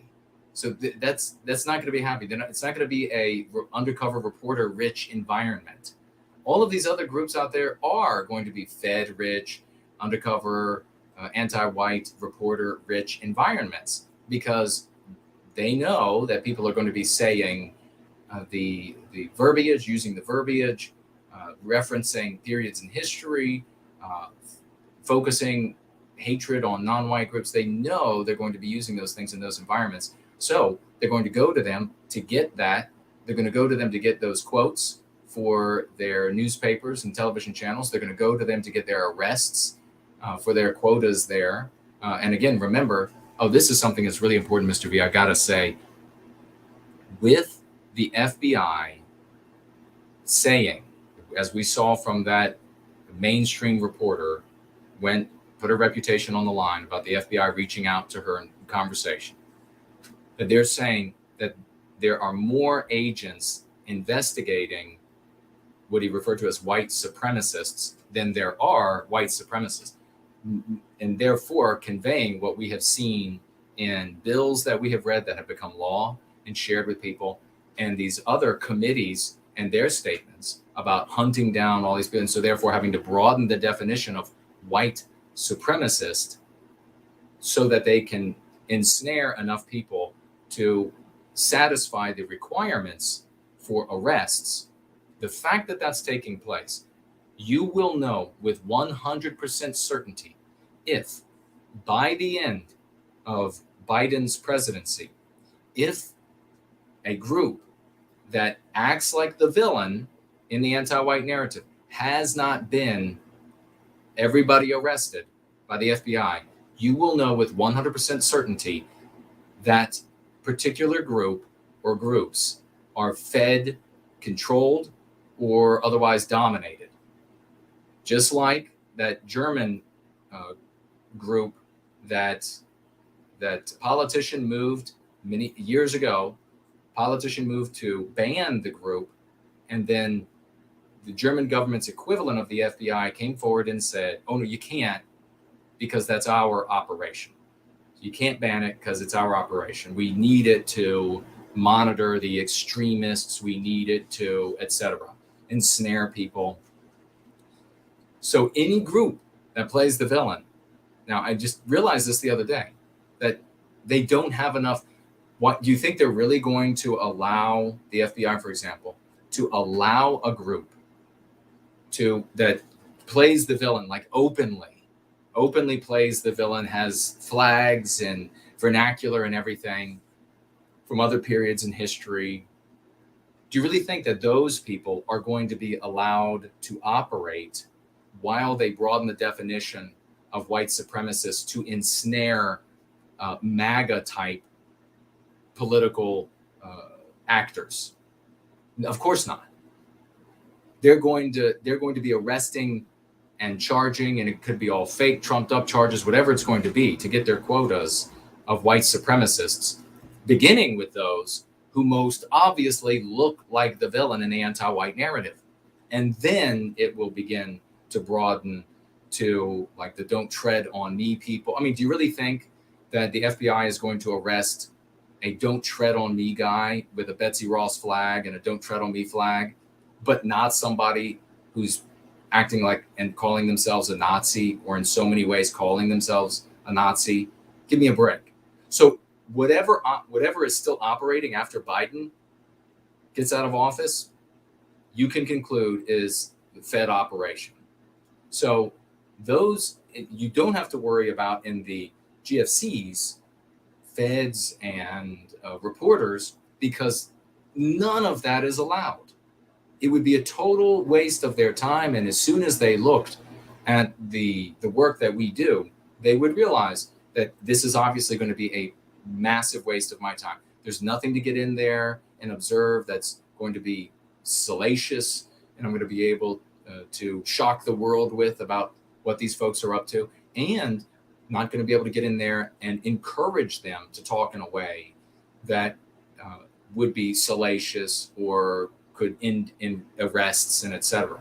The moment somebody, not only could you not in a GFC say, even as a joke, oh, well, a bunch of people need to be killed. You wouldn't be able to do that.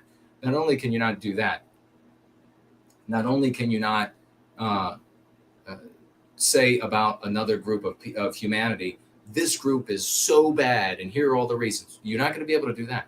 You're most certainly not going to be able to say, let's plan XYZ criminal activity. I mean, that's not happening. So the safest place you can be is a GFC.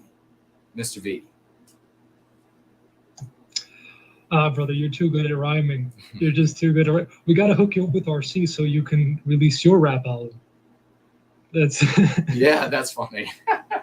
But yeah, and I would be surprised if they could even pass vetting. I would be quite surprised. I would be surprised if they could. And let's assume they did. Yes, you're right, brother. It would be an absolute waste of their time. Not to mention that we're not a movement that is for being passive. We're a movement of action for white well-being. I don't think anti-whites are up for doing white positive actions that don't harm anyone at all.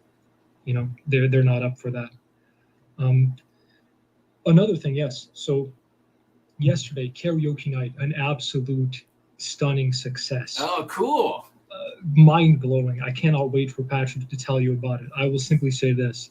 Elaine came on. She joined the GFC. She'd been a member of the community for a long time, and she blew us away. Really? She blew us away. She did a jazz piece, and then she starts talking about how she had lessons, and it's like we were like transported to a jazz bar. Oh my gosh. It was gosh. amazing. She was so good, brother. Can't wait for you to join us next time, you and Miss Carlisle, for sure. Oh man, that is awesome. Yeah, she's just keeping her superpower secret. Like, so our people are so talented, such wise people. We've been talking to Axis Mundi recently, and we're all very impressed by him. Brilliant guy. So we're attracting so many good people, and we're getting more people applying. So now would be the time to apply for sure. Folks are starting to plan for in-person events. Of course, that's still going to require vetting. We do everything super, super carefully and slowly, because that's the best way. It takes time, but we're really going to build something special. And we're not going to drop off the consistency. We're not going to drop off the security and the attention to privacy and safety, because that's crucial. That's totally necessary. So I think it's 100% safe to join a GFC. Yeah, it is. It's absolutely. If you've ever involved yourself in any other group, then this is infinitely safer and more productive. And you can see you're having fun being a part of it. Mr.V is doing a fabulous job, and so are all of the GFC leaders, are remarkable people. And we're so thankful that they've identified themselves as the chosen one. I mean, when you say, I am going to do this, and you don't have somebody saying, okay, you have to do this job because we need this filled. You are a class act. When you stick with it, you really show that you are cut above and that you're destined for bigger and better things. So God bless every single one of you. Do you have anything else you want to share with us, brother? Yep. So upcoming skill, like I've mentioned to you before, brother, is going to be masculine and feminine style. So we're going to level up our people's aesthetic skills, right? Helping people improve their choice of dress, grooming, just appearance in general, right? Their personal aesthetics. That's going to be huge. I've been hyping people up about that, and seems everyone's excited. So I'm very much looking forward to that. So I'm going to be preparing that so we can continue for the weeks to come and really give that skill to people, because I think it's a very transferable skill, and it's going to help you with whatever you need. You want to attract women, you want to attract more money, you want to make sales, you want to start your own business, you want to look presentable to those people in your family who know nothing about white well-being. You want to just stun them, whether you're a man or a woman. Then what we're going to do is definitely for you. So maybe if you join a GFC and you go through the vetting and you pass, you'll make it in time for when we start. So yeah, don't take too long to join. Join Westmen Associates GFC, join Baldur's GFC, join iberianrider's GFC, Lycomedes, Patrick's, Larry's, Anglo-America's, No White Guild Clips, just everybody's. You'll see them below in the video description. Can't give an excuse. They're there in the video description. And if there isn't a GFC that's in your state, apply anyway. And then when we get one in your state, we'll just transfer you. It's really that simple. Yeah, that's fantastic, man. God bless you. And folks, get involved. Get involved, participate, and make it a part of your life. This is never has there been in the white sympathetic sphere a community that is involved in so many ways to improve the lives of the participants. I mean, we're talking about beginning with the root and most fundamental thing, and that is the psychological defense for the psychological warfare waged against us. And that is, of course, the Go Free method. And when you get involved, then you find out in these gatherings of these GFCs, you find that people are talking about how to dress better. They're talking about improving physical fitness, improving your vocabulary, your education, developing business growth and business contacts. It's one thing after the other about self-improvement, community improvement. This attracts doers. This attracts achievers. Get into the rhythm of being a doer and an achiever. You'll go further in life. You'll be, while going free, implementing that strategy in your life, you'll be releasing an increasing amount of physical, mental, and spiritual potential, latent abilities that maybe you had only even glimpsed in your life, maybe never even known was there at all. And you'll find that, wow, you're suddenly getting access to these things in the midst of these other wonderful people doing the same thing. Together, it'll be a synergistic endeavor. It will grow bigger, it will grow more beautiful, it will grow faster, and you'll become someone that you never thought capable. Final thoughts, brother? One quick thing, brother. Please check the Skype messages. I left you an update about that artist that we're trying to help out. Oh. And some people have stepped forward, and I can't wait to thank those people. You know who you are. You know who we're trying to help out. So thank you for helping out this person. I can't wait to reach out and praise them for the good work that they're doing, helping this member of the community. So please check out those messages, brother, when you're not busy. I will, and absolutely. Final thing I'll say is I'll leave you with the saying of Coach Nate, if I may. This is one of the sayings of Coach Nate. Gains cannot be made for a set never committed. Amen to that. Amen to that. And I'll leave you with that, brother. Thank you so much. Take care. Thank you for everything you do. Thanks to everyone for everything that you guys do for Wellbeing. And I'll see you next time, brother. Promethean Hails. Promethean Hails. Bye-bye. Bye-bye. Wow. This is just, it's really remarkable. It's truly, genuinely remarkable. And it's Mr. V, what a remarkable human being. But everybody, if Mr. V is speaking highly of someone, then that means that person is golden. So everybody that he has lauded are wonderful folks, and they're doing magnificent things. And this is truly beautiful that so much good is coming out of these GFCs. It is as exactly as it should be.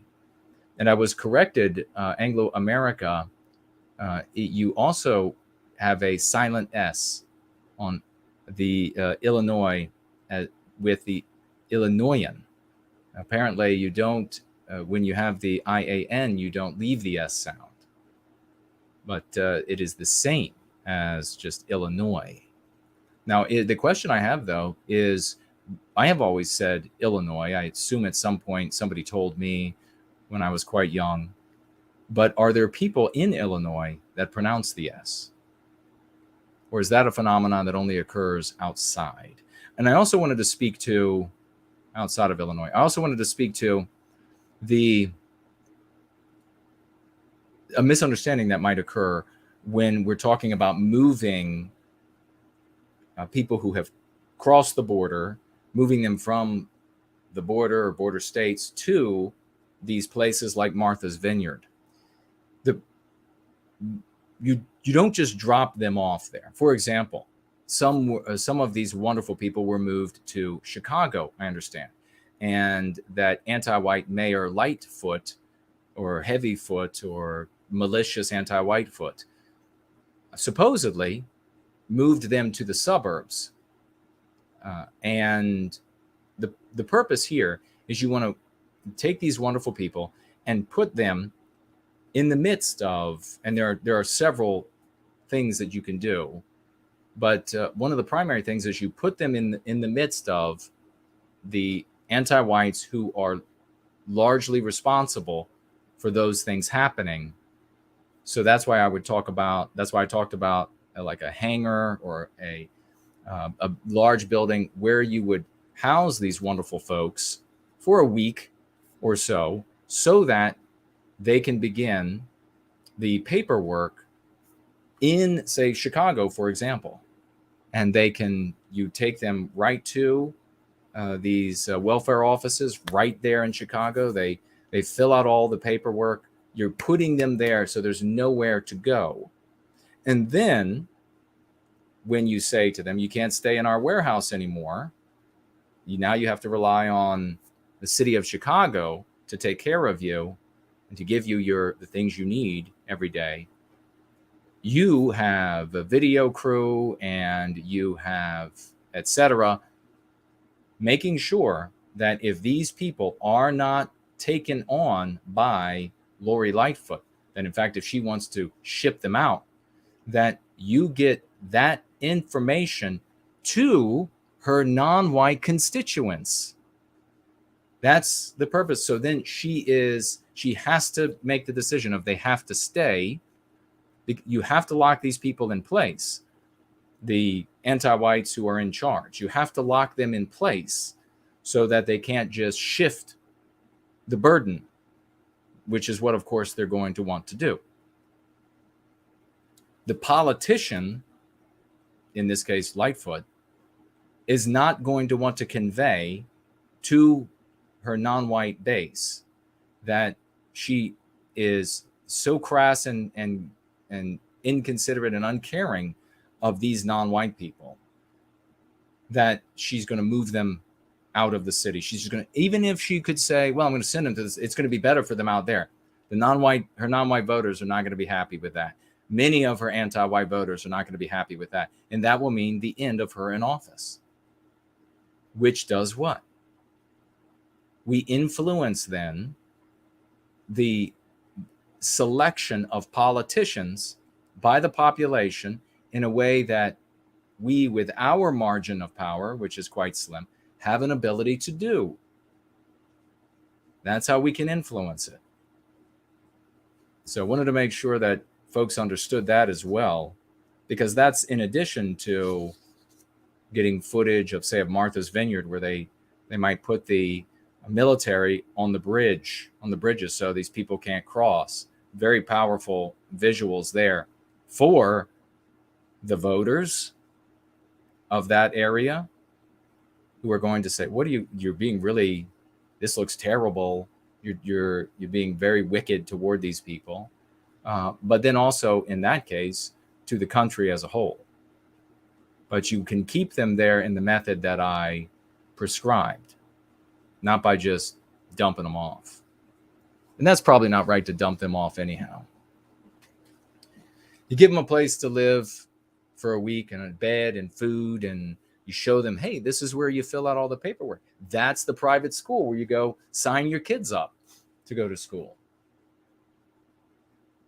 All right, we're going to wrap it up. Let's see. Anglo-America says no one inside of Illinois pronounces the S. So it's just that's what I figured, outside the state.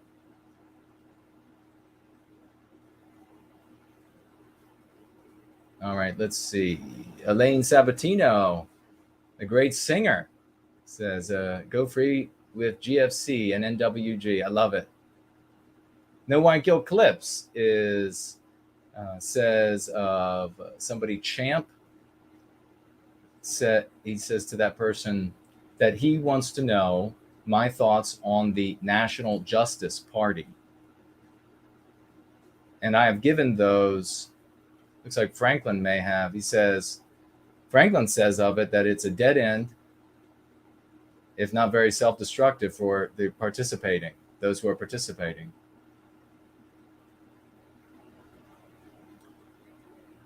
All right. So essentially when I guess you might not have been around when they first came into being, and I had some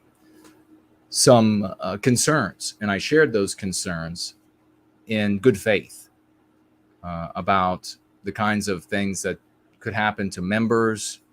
And in fact, I asked Mike on the air if he was going to make sure that he protected the members of the deleterious outcomes for their lives by articulating the kinds of things in their lives that they were articulating as a want to be party. I mean, technically they call themselves a party, but it is I don't believe they'll ever be allowed to be a party in the United States.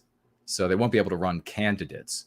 And I said to Mike that maybe that's not, on air, maybe that's not a bad thing, because when you're a party, then you have to reveal everybody the names of everybody who financially gives and donates to the party. At least when they're not a party, they don't have to do that. They don't have to reveal it.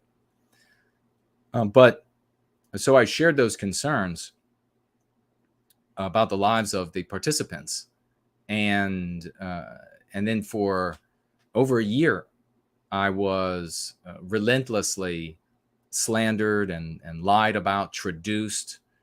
The calumny had no limit. And so until finally, I guess they finally starting to get tired of it. And then we did have one person from NJP who was willing to appear with me on PWR, appeared just a few weeks back, Greg. And so what do my opinion, I guess, is the same, that if you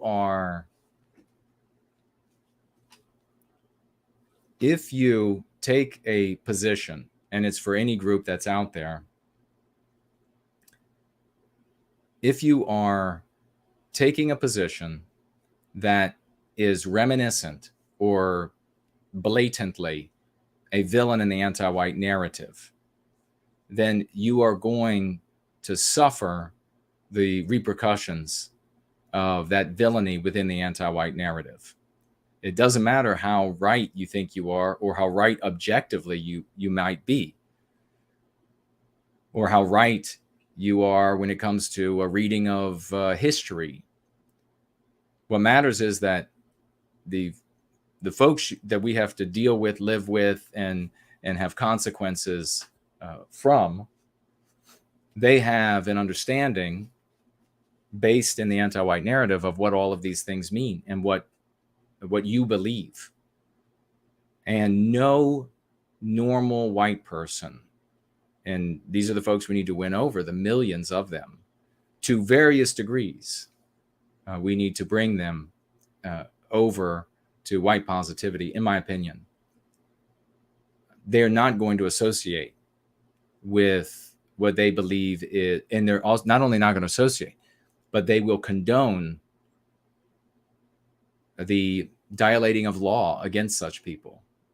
So they won't only just not associate with or endorse, they will condone criminal behavior by the government against such people.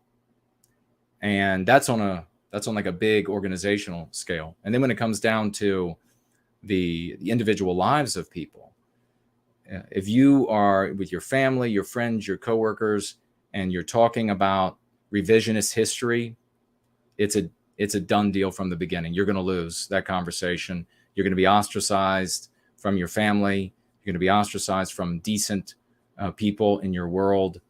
Your wife is going to divorce you.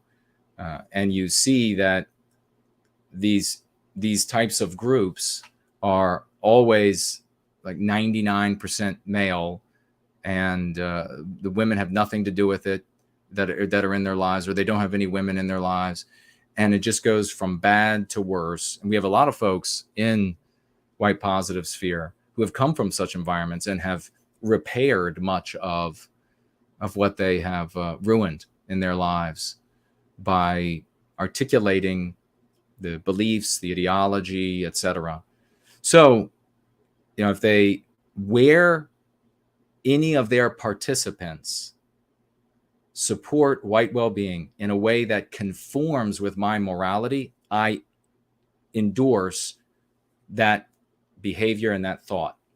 Where it does not comport with my morality, then I reject that behavior and that thought. And that's really simply articulated or made clear by, is it white negative or is it white positive? Are you focused on dislike or hatred of another group of people and talking about them all the time, and then really your reference to the white race is just to say, well, over there is my excuse for why I hate these people so much? That is, in my mind, totally immoral. It's unethical, it's hypocritical, and I don't want anything to do with it. But where your focus is on white positivity and on our well-being, then I obviously endorse that. That's moral. So that's that's the gist of it. And that's really how it is for, across not only space but time in the white sympathetic sphere. There have been a lot of groups come and gone, a lot of groups that have come and become a shadow of themselves, and they stick around for years, that it really comes down to, are they going to just doom document, doom dissect, doom divine? I don't want any of that. And they're going to be white negative because you're going nowhere. And the biggest fallacy for people, I think, when it comes to groups like this, is that they look at a period in history. It's really this reductionist thinking. They look at a period in history and they say something was done like X, and so it achieved Y, which, by the way, that was still a crushing defeat in the end. But something was done in the way X and achieved Y, and so let's repeat X. And it's understandable at a sort of a midwittery level. You can look at these tribes that during World War II had supplies dropped off for American and British troops, and the tribe members, they saw the planes fly over, and they saw this is my opinion, check it out with your local historian to see if it's true. And they helped troops, like they said, well, here's the path that leads there. And so the troops gave them things that they could use from these airdrops. And after the war, these tribes then, in a very sort of reductionist way, thought, let's put rocks down, let's simulate runways, and let's simulate those big birds that flew over, and maybe they'll come back and drop more supplies. This is sort of the same thinking. It presupposes it's seemingly an infinite number of similarities between one period and another, and none of that is the case whatsoever. None of that is true. But it is something that we're given in the anti-white narrative as, this is the way you act when you care about white people, or these particular ways. This is how you behave, and you know this. And it's for me, it's I feel embarrassed for people, because over the years, I've shown up at events that folks from different types of groups have shown up at, and you see the guy comes up and he's like the militia man, and it's like the militia man right out of the movie. Are you serious? You're the militia guy right out, the militia white supremacist, just like the character in the movie. How embarrassing for you. They show up the same sort of dress, the same sort of demeanor, and Hollywood didn't get it from them. They got it from Hollywood. The same type of clothing, the demeanor, the language. You see it on these TV, like the sitcoms. They're like the militiaman character is one of the antags, the antagonistics, the bad guys in the anti-white narrative. And this is how you got to go out. You got to have a particular type of truck. You got to have the CB radio, and it's all just so two-dimensional, so totally flat in a Hollywood story. That's your anti-white narrative. And then they show up, and you're like, you dedicated your life to imitating what your victimizer has given you for the way that you behave and talk and dress and hope and dream for those who oppose the victimization. It's very embarrassing. At least I feel embarrassment for them, vicarious embarrassment. Is it called Fremdschämen in German? I feel that for them, because there's just, they didn't have anywhere else to look. But now you have a different place, and so you have options. So wish the best to those over there who are advocating for white well-being in a way, or thinking about it in a way that comports with my morality. And the rest I reject. But going free, the go free method is not the only way to serve white people in the recapture of our destiny, but it is the only way that's working. So that can't be argued. And I know folks, and I don't know if you're a big fan of them or not, but I know folks that have been showing up and they've been saying, just look at this meeting and look at this speech. Clearly, these are this is the success that you're going to see. And I've heard that before as we're wrapping up here for today's gathering. I've heard that before. And so I get the video and I take a look at the video, and what I don't see is how what's depicted can be a success today, or how it's being a success. I'm not saying that those people could never be a success, but what's depicted is not what is working or what can work. What's depicted is the closest imitation of our day to what took place almost 100 years ago. The closest looking, the closest sounding, the closest seeming, and therefore people derive from that, well, it must work. That tells me not what must work, but what in your head is your calculation. And I can see that it's faulty. And I hope that folks, if they have an opportunity to look elsewhere, they will check out the Go Free method. Maybe they won't like it. Maybe they'll go back. And that's the, place like the NJP is exactly where they should be. And my earnest hope is for those who are in leadership over there, that they do look out, that they please look out for the participants' lives. Because we've seen too many suicides. We've seen too many lost jobs. We've seen too many people end up on the streets articulating those kinds of views.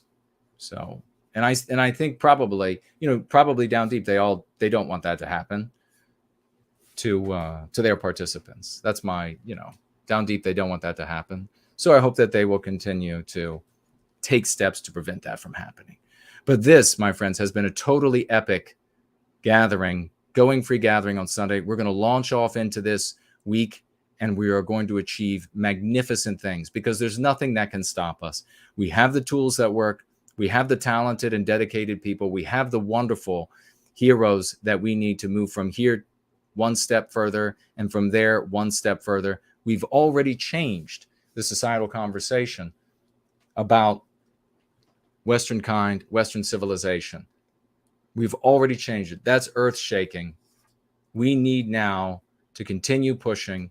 Let's get the narrative out there of our writing, of our making, where we and you are the heroes. Act like one. Be the hero, and generations to come will remember you as such. I love you all. Let's go free.